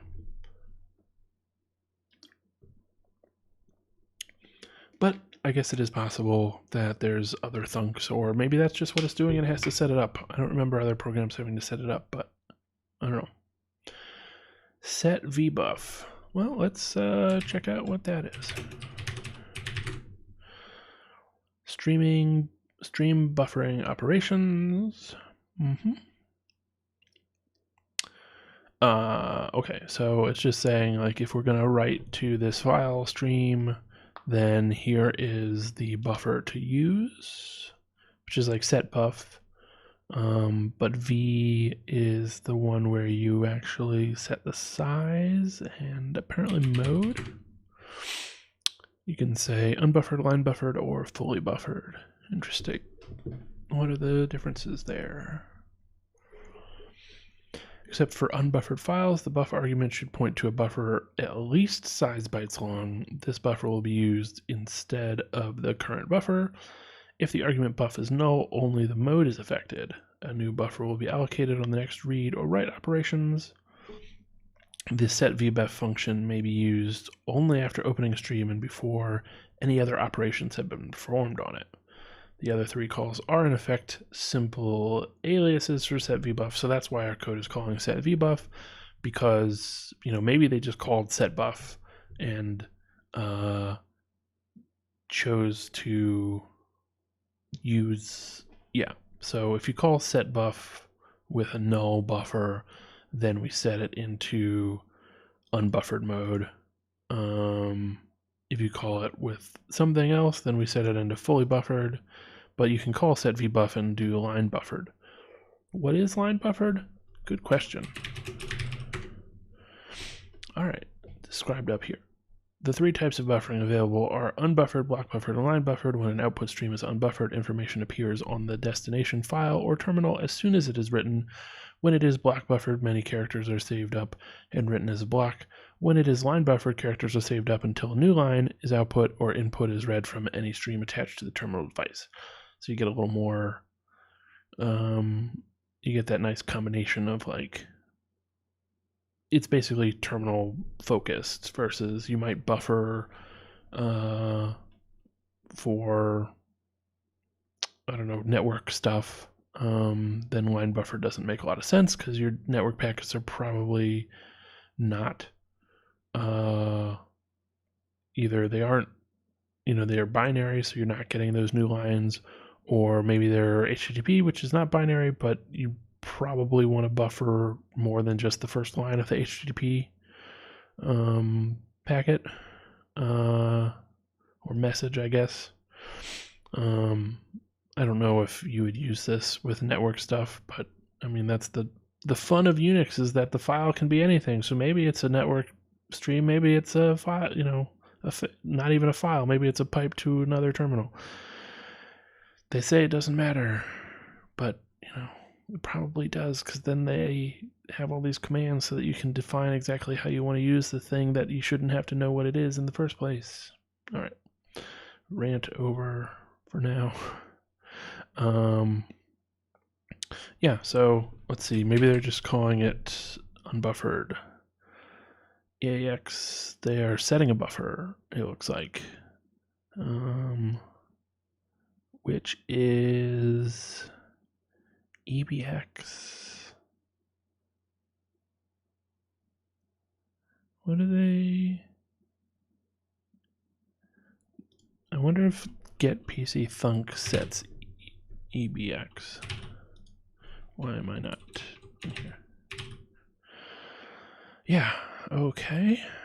So it sets EBX to point to the stack,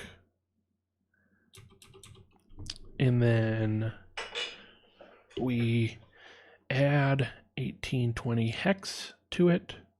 So we are reserving some space below, 3B hex from that or something, like, I don't know. We're setting potentially a pretty sizable buffer.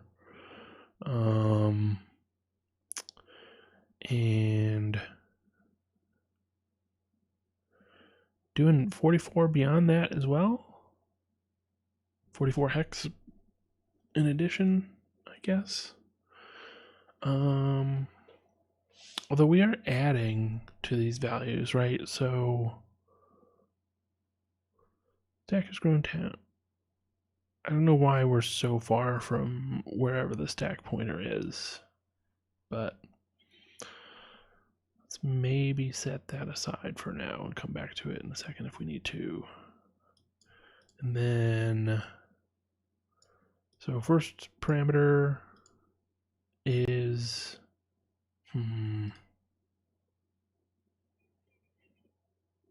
wonder.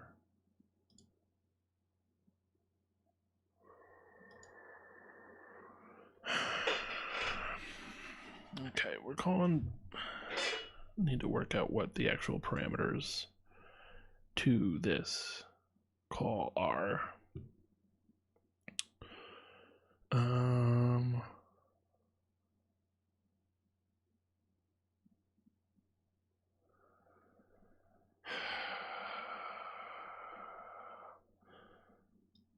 So this is stack pointer plus 1820 hex, and then we dereference 1864 stack pointer plus 1864 hex into EAX.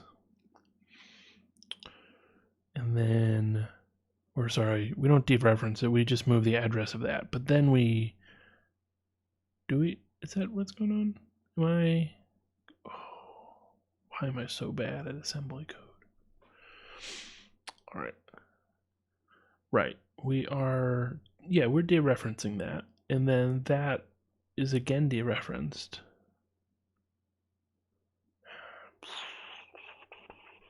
And that's what we're pushing.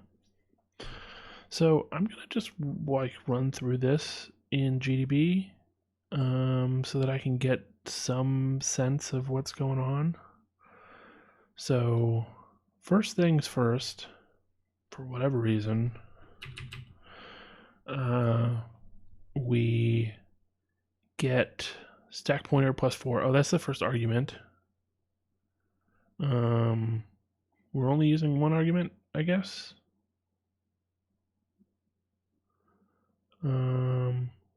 Weird. Maybe it's referencing the second argument in some way that doesn't make it clear in radar. But the fact that we're at stack pointer, initial value of stack pointer plus 4, says to me that this is the first argument to main, which would be argc, number of arguments. So we put that in ECX.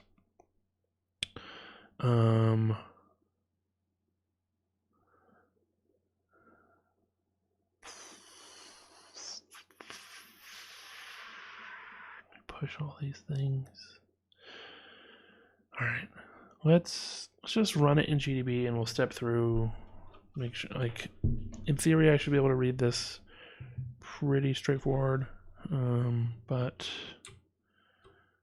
yeah.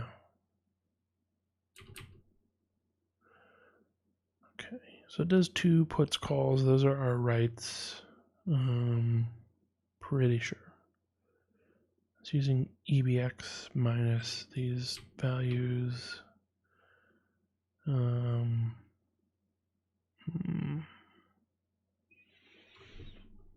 Because EBX is...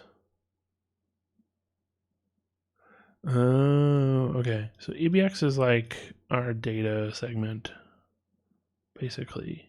I feel like this is like it doesn't necessarily have a read-only data segment. It's got a read and write. And we are... Yeah, because I don't understand why our buffer pointer would be... Oh, wow. Okay. All right. I think I understand. We are... Yeah, okay. So this is like basically figuring out from the initial stack address, because we should have the same initial stack address, I guess.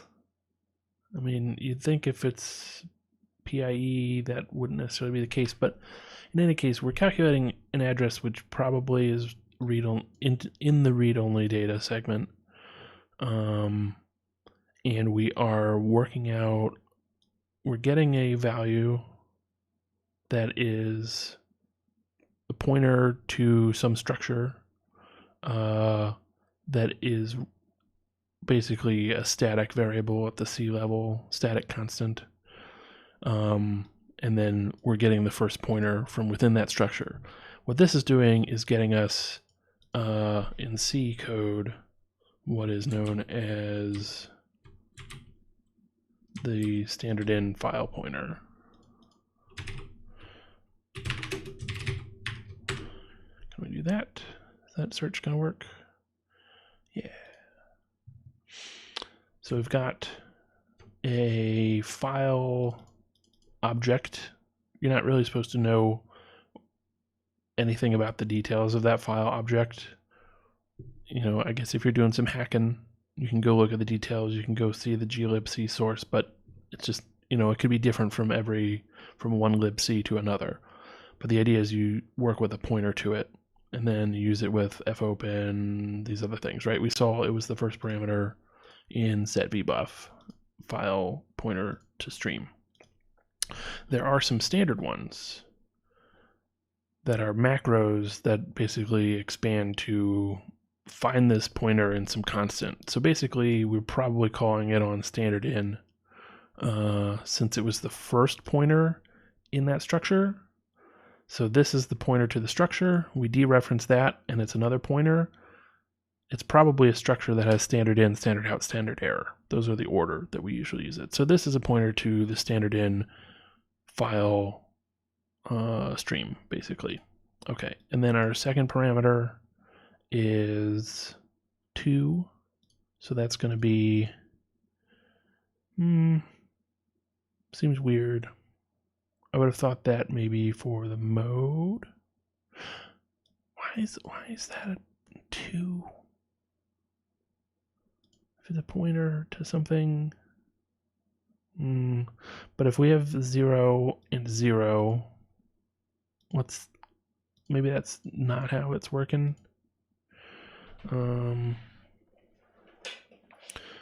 But I mean, that's my guess.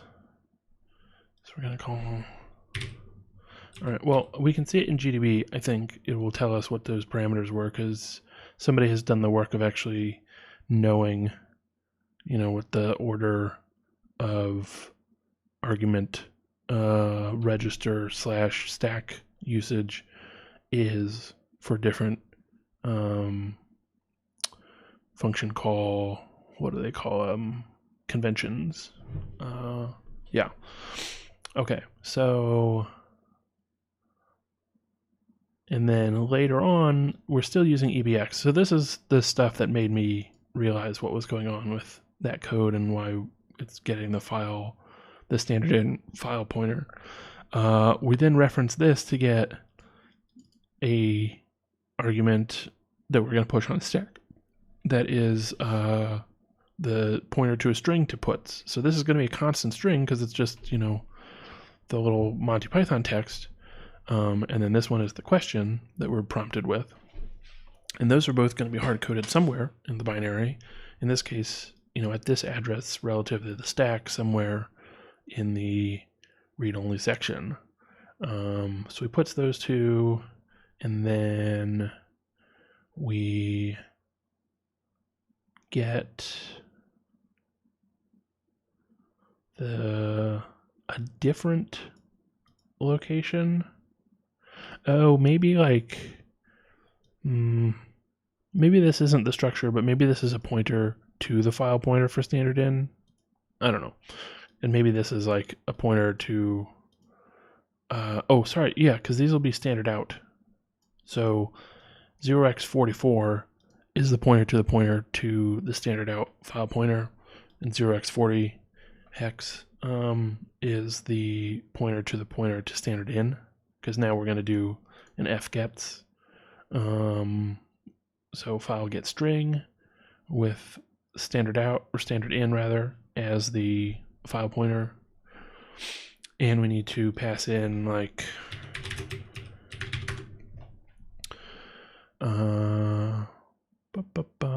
it's just going to return us the character. Interesting. I never used the...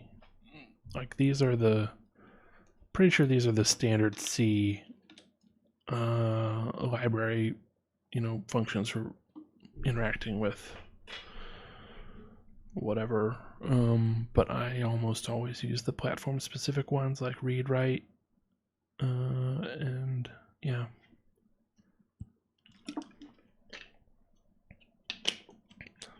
Or, their equivalent on Windows. It's probably questionable choice, but there you have it. Okay, so reads in at most one less than size characters from stream and stores them into the buffer pointed to by S. So we do provide the buffer. Reading stops after an EOF or a new line. If a new line is read, it is stored into the buffer. A terminal null byte is stored after the last character in the buffer. Okay. And then it also returns S or null if something went wrong. Okay, so we provide the buffer and it will give us back a pointer to the buffer, or null if it didn't work.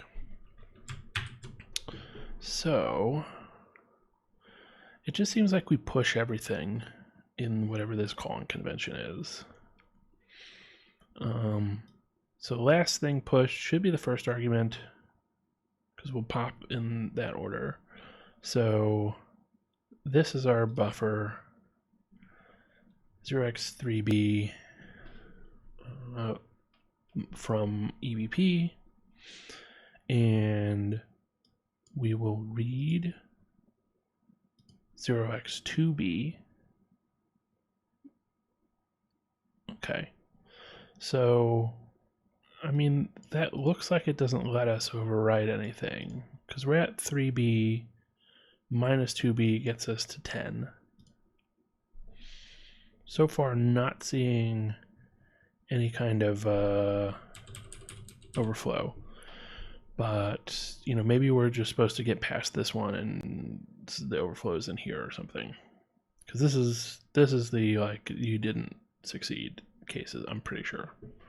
Just like guessing that based on the length and how it goes to exit. Whereas this one continues on. Oh, there's even more code, yeah. So we can like make this large enough to see what's going on. All right, so unfortunately, radar is not picking up on our references to strings in the static data section. It has almost certainly found the strings, though, when we did our analysis. That was the AAA that I typed in first thing when I started R2. So we can list those strings with if I can work out what the commands are. Yeah. All right, so again, let's just work out what we're doing in the fgets before. Pretty sure, okay, it's saying 2b is plus, and that's, you know, probably technically true, but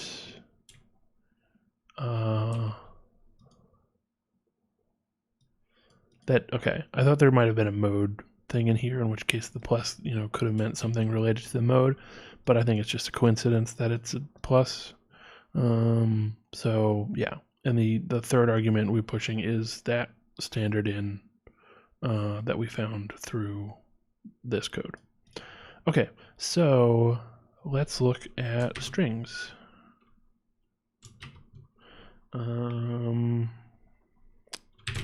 So F is for flag related commands in radar, and we want to like set there are different kinds of flags.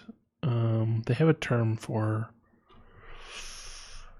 what the flag spaces. There we go. So if I just type F, it's going to list the flags from the selected flag spaces. I believe right now the default is that it shows like all the flag spaces are selected.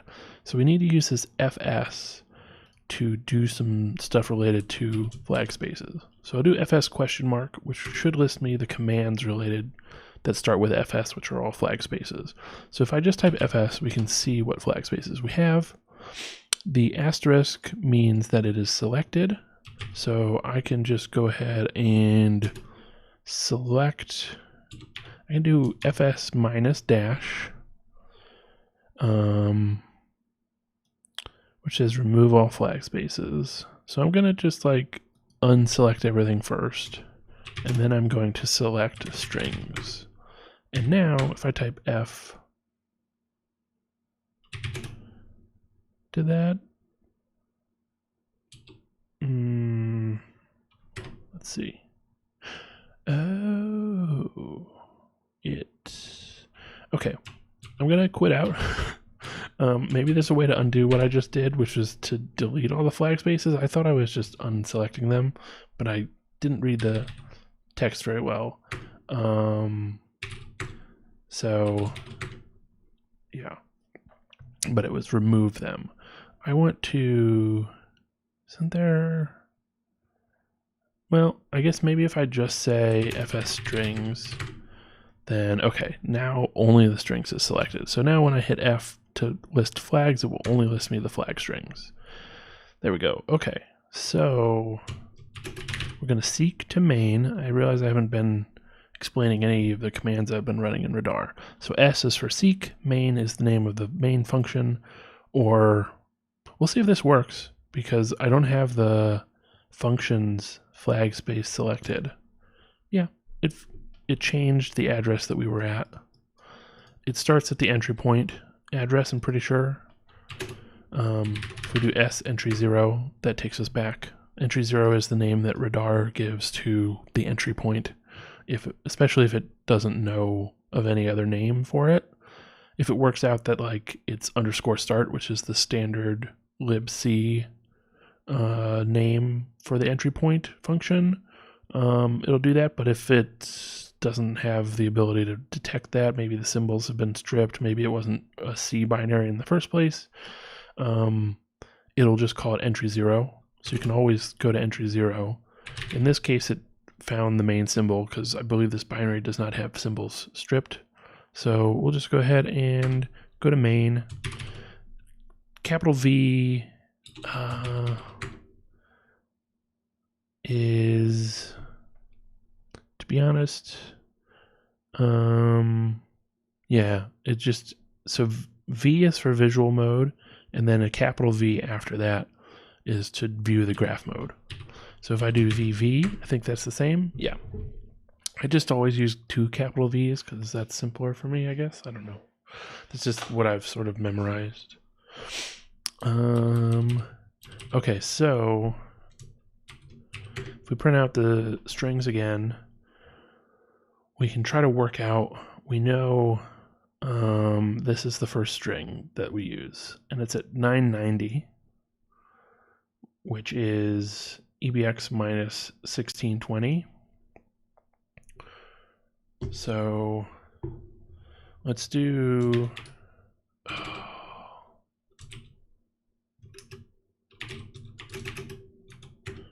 can I do that? Okay.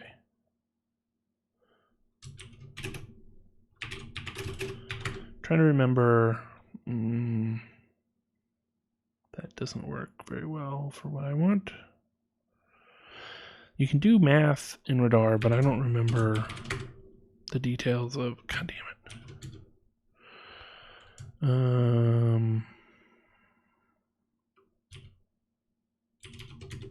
Can I get details on question mark? Gotta type 2 or 3 question marks, I guess.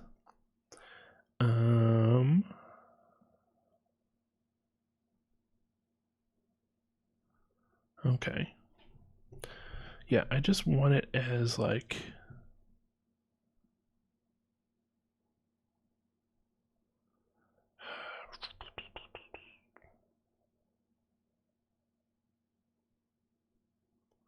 just want to be able to give it an expression and get, can I do, okay. And we'll just know that's in hexadecimal. So, oops. We want list the strings. So we want to do, now you could reference it by strings, but honestly, this is a lot shorter than that whole string reference. But I could have typed in str.stop__who, blah, blah, blah, blah, blah, or just copied that whole thing. So we want that plus 1620 minus 15b5. Oh, no, I don't, not F. Okay, so that's 9FB. What is your name? Good, okay. Then this is what we're going to compare that first value to. So we just do 15.9F instead, and it tells us it's A11, and then we can print out maybe A11. Oops. No. Oh, I need to do print string 0 terminated. And that is the password that we need to use for the first thing. Okay, so let's try that real quick, and then we'll get back into Radar.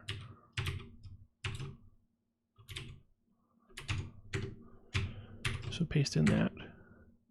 Did not like it. Did not. Interesting.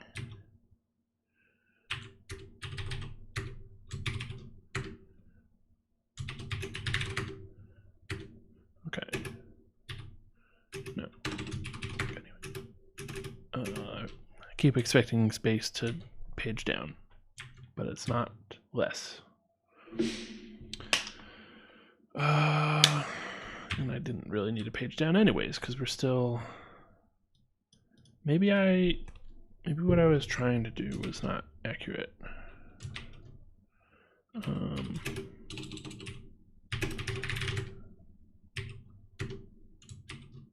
So if we print... Oh, it does... That is A11. Yeah, I don't know why I expected... Because the way that Radar names strings is almost exclusively based on the contents of the string. I don't know why, like, how it would choose something else.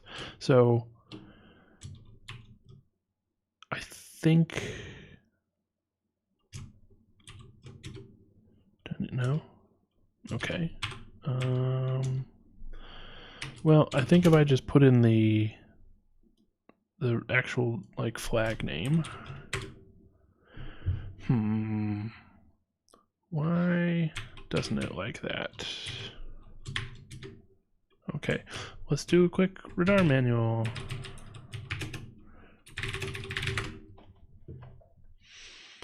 Because I don't remember. I don't want finding a reference to a string.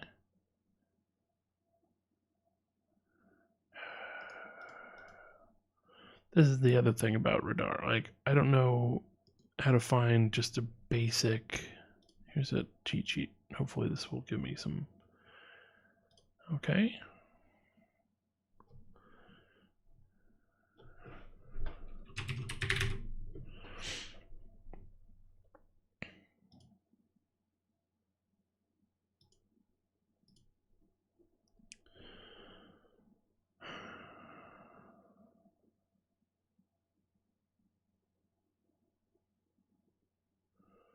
Oh. Okay. I need to tell it how many. I can't just say print it at this offset, I guess. Let's give it a shot.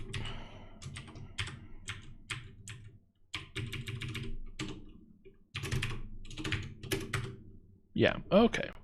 Cool. I don't know then what it was doing without that information. I guess it was printing out, was trying to print out that many, like, A11 strings at wherever we currently are, which is the beginning of the main function, maybe? Hard to say. Now, I thought we had copied this in. I thought we had tried this, but maybe I copied it improperly. Okay, let's just quit out of Radar and try it again. Because I should be able to just copy it from Monty Python again. Oh, because they spelled it Lancelot. All right, let me just type it in then.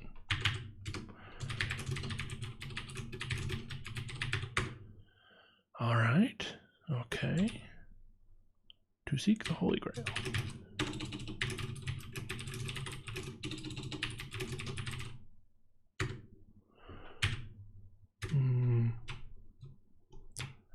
Let's go ahead and we're gonna set up an input file so we don't have to keep typing these all the time.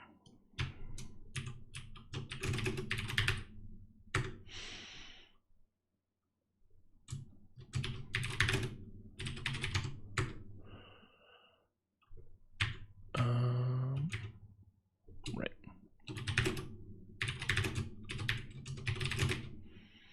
So let's try to seek the Holy Grail period. Well, that was unexpected. Oh, I need to pipe it. Okay. So that was the right one. All right. So we'll just copy that out and append it to our input file.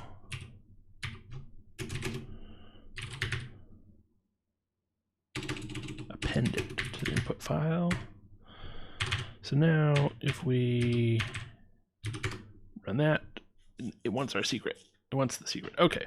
Now that doesn't follow the script, I'm pretty sure. Yeah. What is your favorite color is the very humorous, unexpected question from the Bridge of Death Guardian person.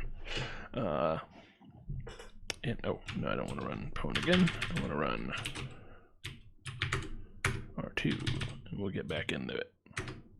This time I did 4 A's. Does a little more analysis, completely unnecessary in this program. Okay. Nope. So, yeah. So we ask the first question. We check if we fail out. If we fail, we go here. We ask the next question. We check. If we fail, we go here. We get the next input. We ask the question for the third bit. We get the string again. And then, what are we doing? Then we are, it doesn't matter what we say. It's not actually checking it against anything. It is instead checking that we did a buffer overflow. If we write this, what is it? Deallocate, apparently. Okay. Yeah, if we write the special value deallocate, pronounced from the hexadecimal, then if it's not equal, we print. Oh, I see. Okay, so that's what we must have written. Oh, I should not scroll with my mouse in here. I guess it is not written anywhere. Like, it's not actually on the stack, I think. Unless it's doing some stuff in here that I'm missing. I think that's a value that's in that read-write data section, or what I assumed was read-only, but no. Okay, it's looking at the stack. Yeah, I need to read better. So it calls gets, and then it compares the stack variable at EBP minus 10 hex to that value. If it's not equal, then we output the error message and leave. Otherwise, we print the flag. So, how do we get that? Because previously we moved 0 into that stack address. Maybe it moved it earlier in this section. But it doesn't look like it.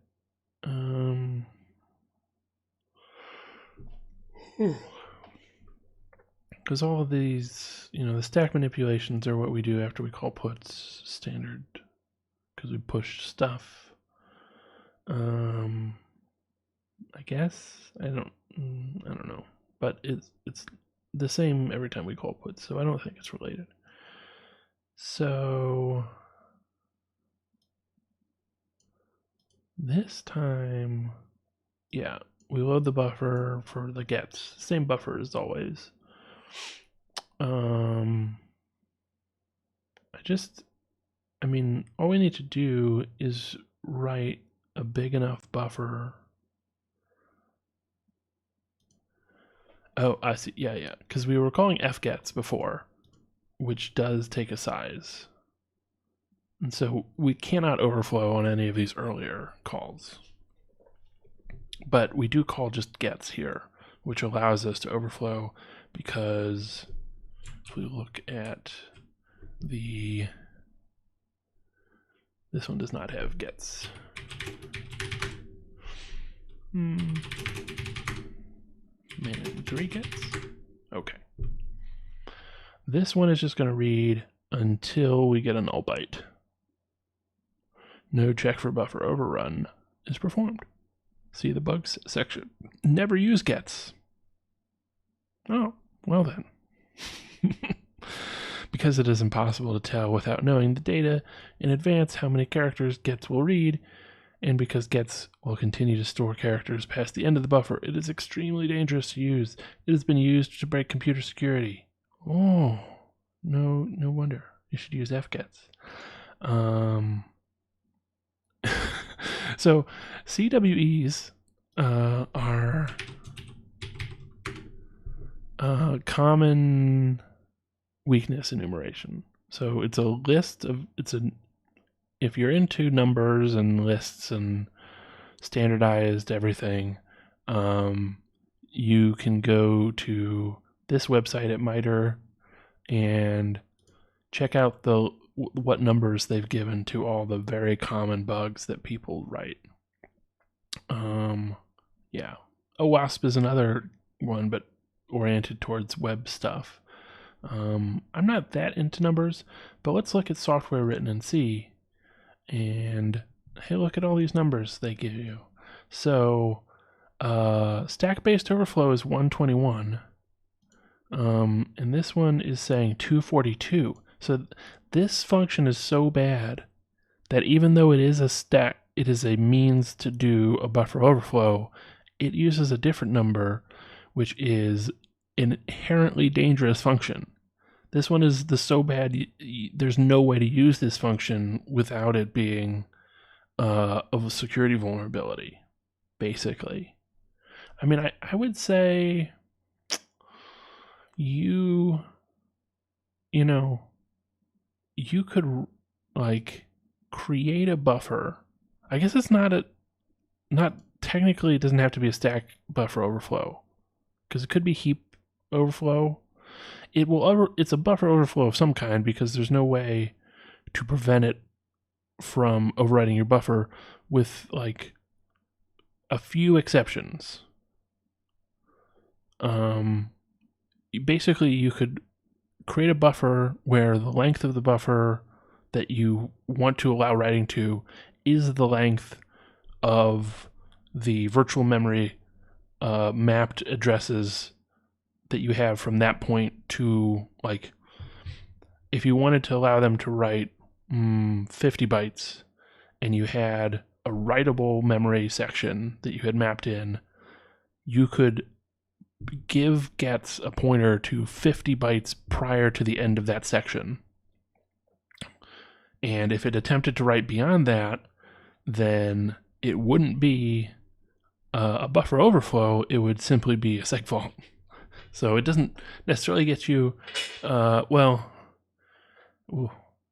you could get real weird. So you could get a seg fault on that if the protection of the memory beyond that particular map didn't allow writing to it. For example, if it was, not mapped in, or it was mapped in read only or something of that nature.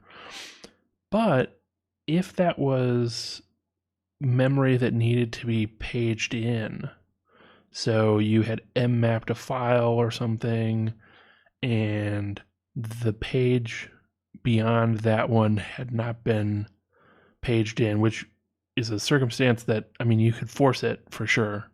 You could make the operating system page out that memory, I'm pretty sure, and then have it write, and then when it attempts to cross that page boundary, you get a page fault, which is something that you can handle. So you could have a handler for the page fault that did some nonsense to maybe stop the gets from overflowing. But at that point you're going, that's just a weird trick that you could do, basically. not nowhere in the, like, you couldn't even see on the horizon the land of good ideas from where I am at right now with the concepts that I'm discussing.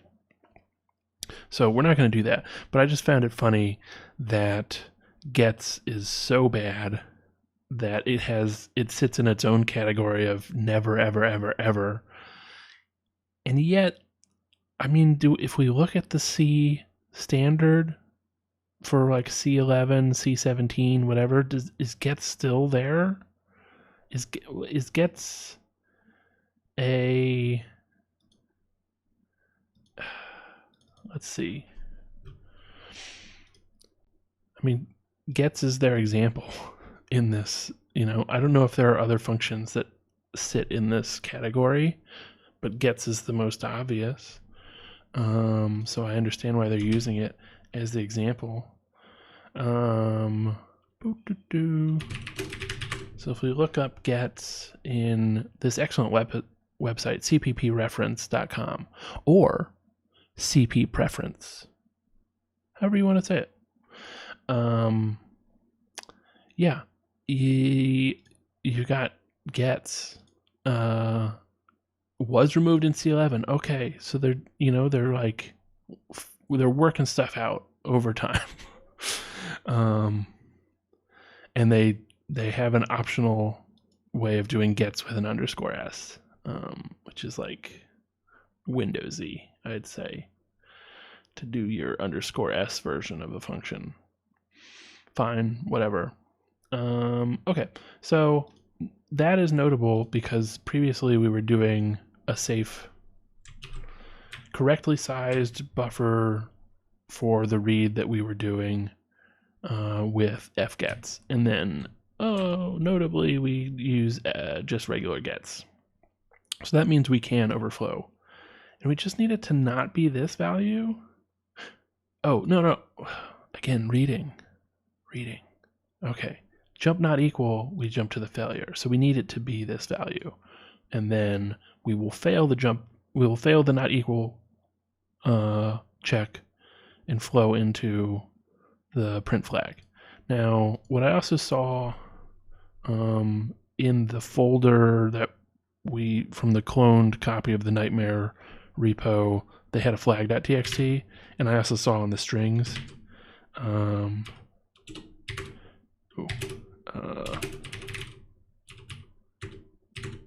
me see, there's a flag.txt string, which I'm going to just guess is referenced in here somewhere. And basically it's going to try to read in the string, a file called flag.txt, and print it out, because all of this is like also drawing upon the fact that I've seen this in CTFs before. So if you have a pwnable, usually you have a program that is sitting on a remote system or is otherwise inaccessible from the level of access that you have to that system. And there's a flag.txt file which can only be read if you pwn that program, essentially. Because if you put the flag into the program itself, then that's just kind of a reversing challenge. You don't have to exploit anything in the program if you can work out how it reads the flag to print it out. But if the data for the flag is external to the program, then you need to do something. I mean, you could have a reversing challenge that worked that way as well, but a pwnable needs to have that because you have to exploit the program to then allow you to determine what it's going to do and say, okay, now you read the flag, even though maybe I needed to have a password that was also stored separately from the program, but I figured out a buffer overflow, so I don't need to put in the password or whatever. Yeah. Okay, so we're going to also set up a flag.txt, but then we need, where am I at? Where did I go?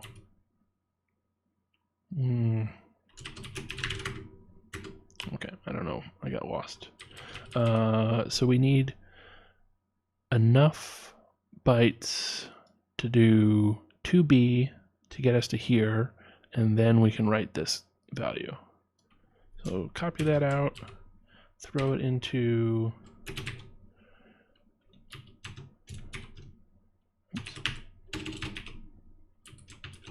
Okay.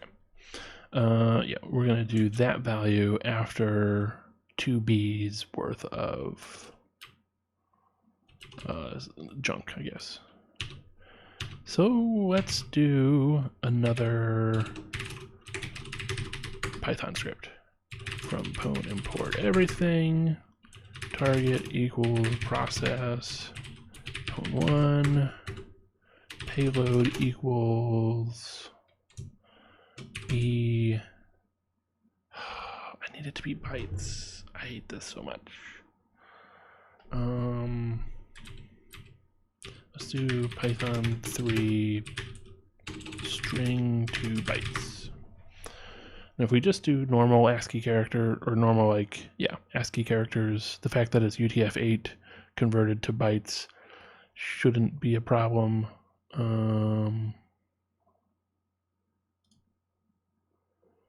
What is their answer? Let's get that string, encode it. Okay.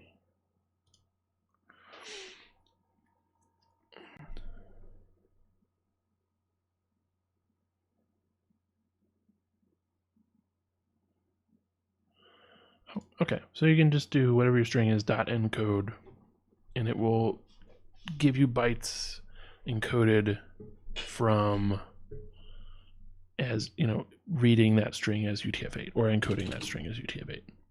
So I'm just gonna do A times 0x2b dot encode plus p32. Let me still paste that in. Okay. And let's do that. So target.send payload and target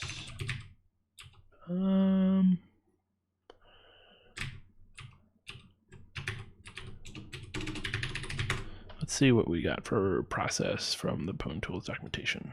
Unlike the radar documentation, I really like the Pwn Tools documentation.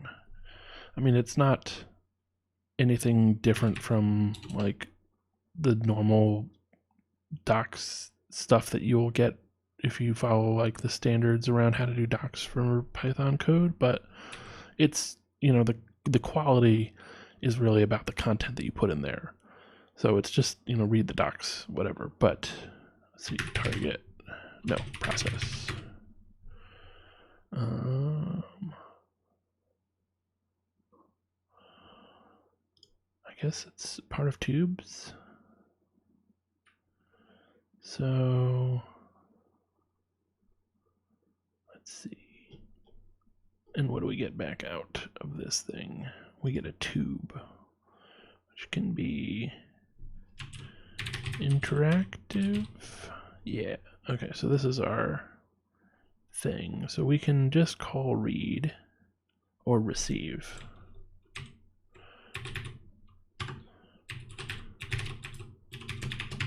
That'll tell us whatever it was printing. So now we echo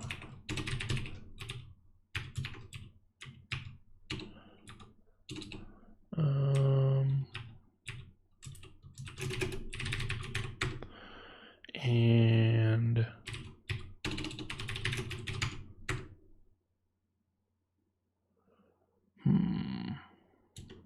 didn't work. Oh, we need to have it actually have the other text first.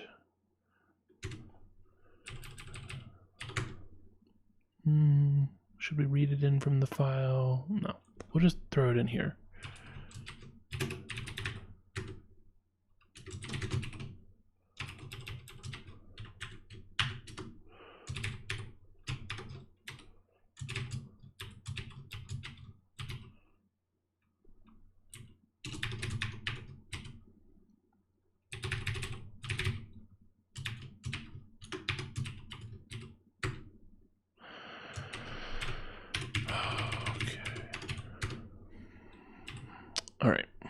So we first send those 2 lines and then we send our payload. Let's set up the payload first.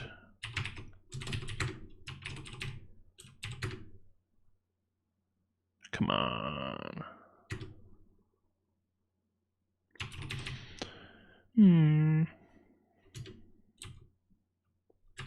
Is there maybe something else I need to do with receive?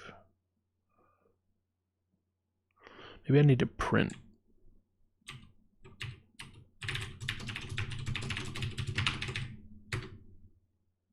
Okay.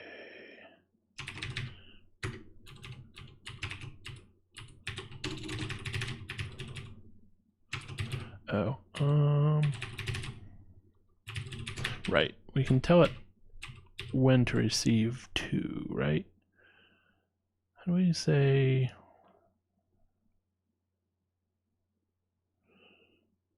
Okay. So what I want to do is say target.receive all. Don't care about any of that. Then we'll receive a single line after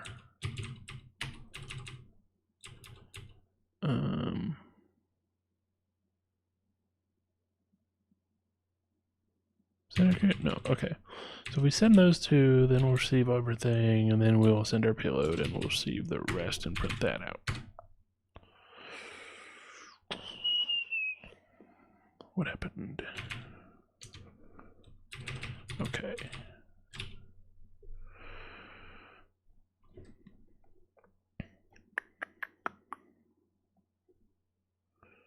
Let me just say, how do you say like receive until?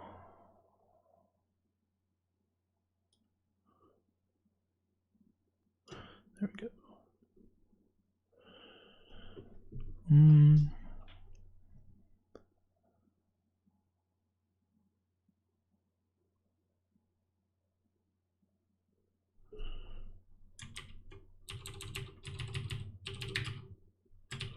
So capital S.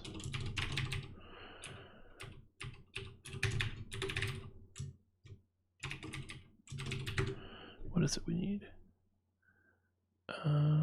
Oh. Why didn't it like that?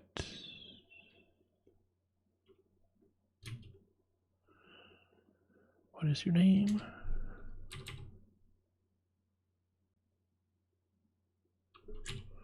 Do I not send? I'll send a new line, right?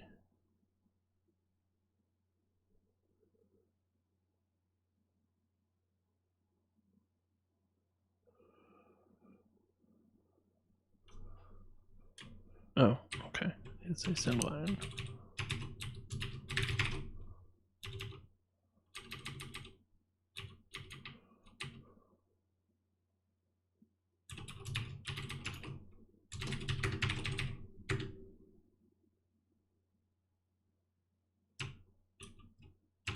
Interesting behavior, but the little like animated thing. Okay, so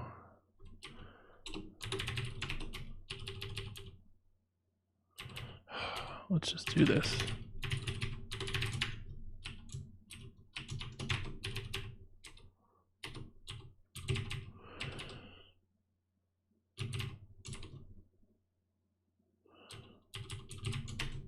So get the first question, answer it, get the second question, answer it, get the third question, send our payload, and then print the result.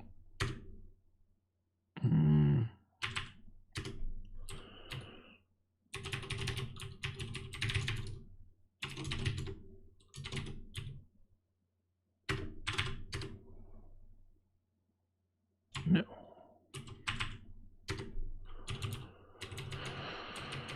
What's going on?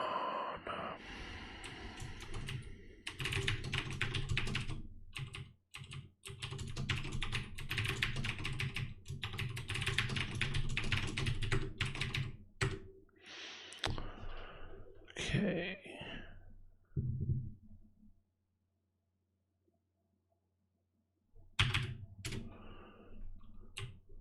it didn't say simpler.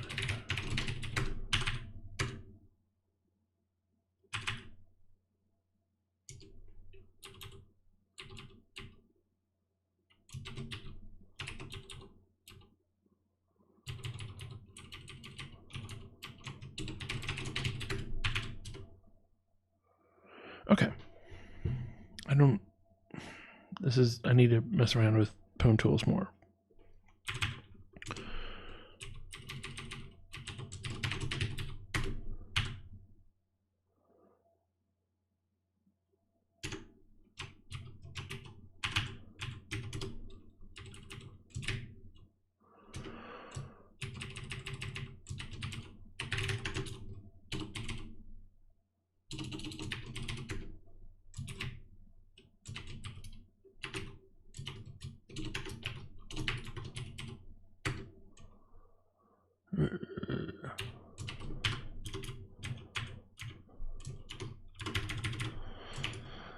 I use radio expressions too much, and then okay, it would have been faster to not do it. I mean, why can't it? Why doesn't it encode it?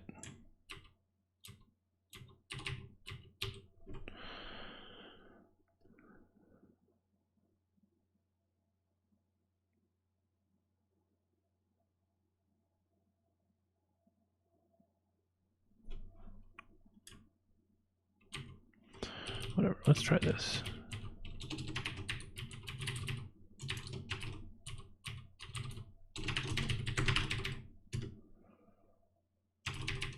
Well, yeah, there's no den code. All right, there we go. So we got the flag. I mean, we had gotten it earlier, but we've verified that that worked. So just mostly more practice with a little bit more practice with Radar, a little bit more practice with Pwn Tools, some fun references to Monty Python, but essentially the same challenge. So far, I appreciate, I think my ranting and concern with these first reversing challenges is not necessarily the case, because these are, really as simple as you can get with an x86 buffer overflow, which is writing code that does not need you to send in a shell. You don't need to put shellcode into your overflow and calculate and figure out how to overwrite the return pointer to jump somewhere into the stack and all that.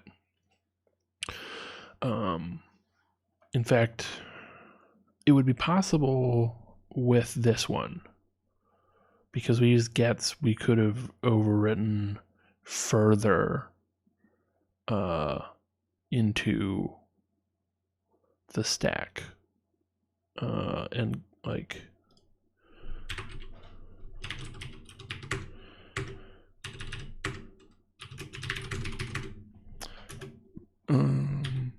oops.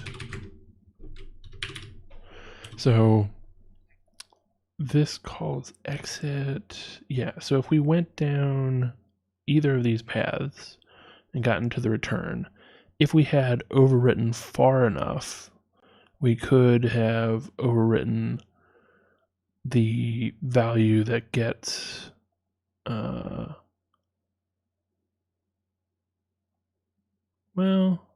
I don't know.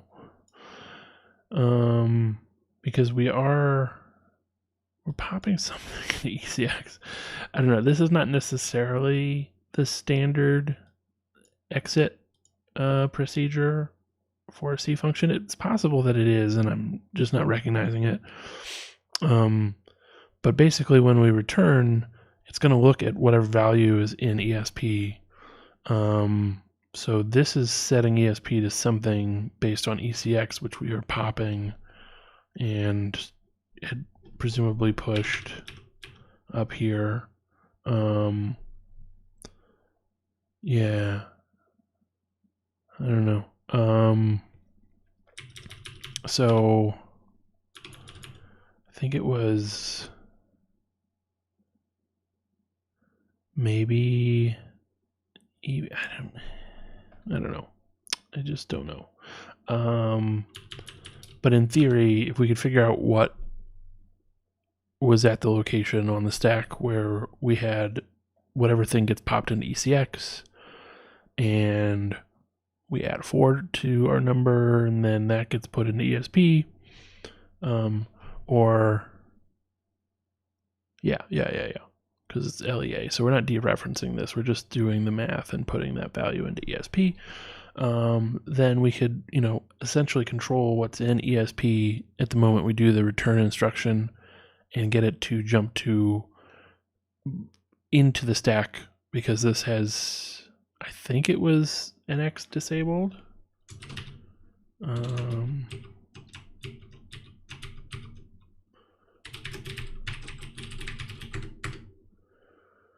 Nope, NX is enabled, so we actually couldn't with this one. My bad. It was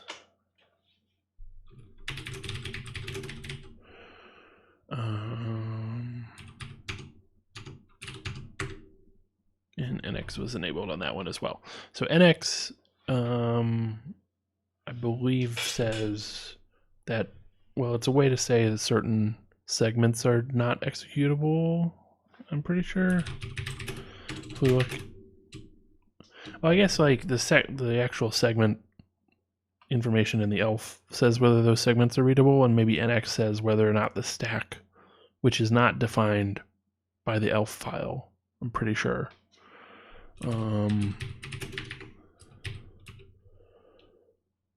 Segments. Yeah. Oh, there's GNU stack, I guess. But it doesn't have we don't say what the address is. But yeah, so maybe just having that as read write and not read write executable is sufficient for it to be NX, or maybe it just means like there are no segments listed in this binary where we have write and execute available. So as long as you have read and execute, or read and write, but never write, execute, or read, write, execute, then you can't just add code somewhere and execute it. At that point, you need to use ROP, or as I like to refer to it, locally sourced instructions.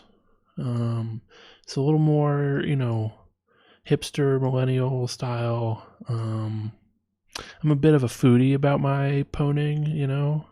I like to make sure that I know where the instructions came from and that they didn't have to get shipped on a crate from some other machine which I wrote and pushed the instructions into the memory. That's a little intrusive, and it doesn't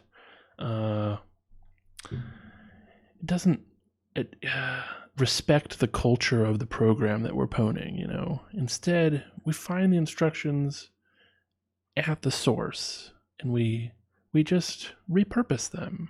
Yeah. Okay. So I'm sure we'll get to ROP sooner or later. Later apparently. It does seem a little complicated. At least it would be complicated if we didn't have excellent tools for gathering potential ROP thing. Like at this point, there should be enough tooling that I could write code and give the code and the binary, like write C code and give that and the binary to a special ROP compiler, and it will work out the ROP chain for that code. Shouldn't be, I'm sure there are programs that exist for that, and maybe we will get around to finding them and using them when we get to that portion of this very long course. So I don't know, I've been going for about 3 hours, which is actually the longest stream that I've done. And despite my occasional intentions, every stream that I've done so far has been me sort of constantly narrating what I'm doing. And yeah, I think it's a bit more It takes a bit more out of me than I anticipated. So I'm gonna take a break for now, and we'll definitely come back and stream more of going through the nightmare challenges. If you happen to see this at some point, I don't know that anybody who's actually watching it live, but in case somebody stumbles across my video recording and you want to see more or you have some questions, you're welcome to send me an email. Which is, oh god, that sounds like I'm like 80 years old, but we'll get to the social media in a second. But you can definitely send me an email. hamlid@hamlid.dev works. If you go to hamlid.dev, that should redirect to my GitHub page. If you want to follow me or see stuff that I have written up, there's not all that much going on. For some reason, I decided to write a little RPM calculator the other day. Wouldn't suggest using it, but it's a nice little bit of C code for a reverse Polish notation compiler in the vein of the DC program. I think the reason I had decided to try it was that I was watching another stream, Last Miles, Dennis, was going through the BC calculator, command line calculator, which I've used before. Oops. Works pretty nicely. But there's also DC, which you need to do it in reverse Polish notation, and then say stuff like P to print. So he was also showing that because on a lot of systems, technically not the GNU one, but other POSIX implementations, BC is implemented as a layer on top of DC. And I thought, oh, that's neat. And DC is certainly a much simpler program to write. So I thought, well, let me try and write it real quick while he's streaming. And this is what I came up with. It's largely bug-free. Or at least, I found some bugs and fixed them after thinking it was working. Yeah, feel free to, check out my GitHub and send an issue or a PR fixing the horrible security bugs that I have most likely written into it because I'm writing C code rather than, say, Rust or something. And I've got other whatevers. So far, not a lot of code related to Pwnable and stuff because it's not as much about the code with these projects, right? I've got my exploit.py files that we've got from a couple of Pwnables we just did, and I guess I could upload that somewhere. Send me, I don't know. I guess you can't just, I don't know if you can just reach out on GitHub, but you can certainly find me on Twitter at hamlidonline. Yeah, and send me a message, send me a DM or whatever, and I'm pretty responsive on here, I'd say. Even if I'm not checking it, I will get an email if you DM me. So if you've got questions or you want to say, hey, I want you to do this or that, or you're really bad at this, I can't believe you took so long to do these two very simple buffer overflows, it's all welcome. Yeah, that's basically it for the stream for now. I might come back and stream more even later today, although I'm on Asia Bangkok time right now, which is, or I believe the term is Indochina time, which seems absurdly outdated, but yeah, it's about 2:30 a.m. So I don't know, I'll probably go to sleep and maybe I'll stream something tomorrow instead. And that's it for me for now. As with the previous video, I'm going to switch over to OBS from my window on the other monitor that's looking at the Twitch Stream Manager. And there's, I don't know if it's 50-50 or 90-10 or something, but there's a significant chance that OBS is just going to crash when I do this. So if that happens, then goodbye. Thank you for watching my recording. Otherwise, I'll shut it down in a second.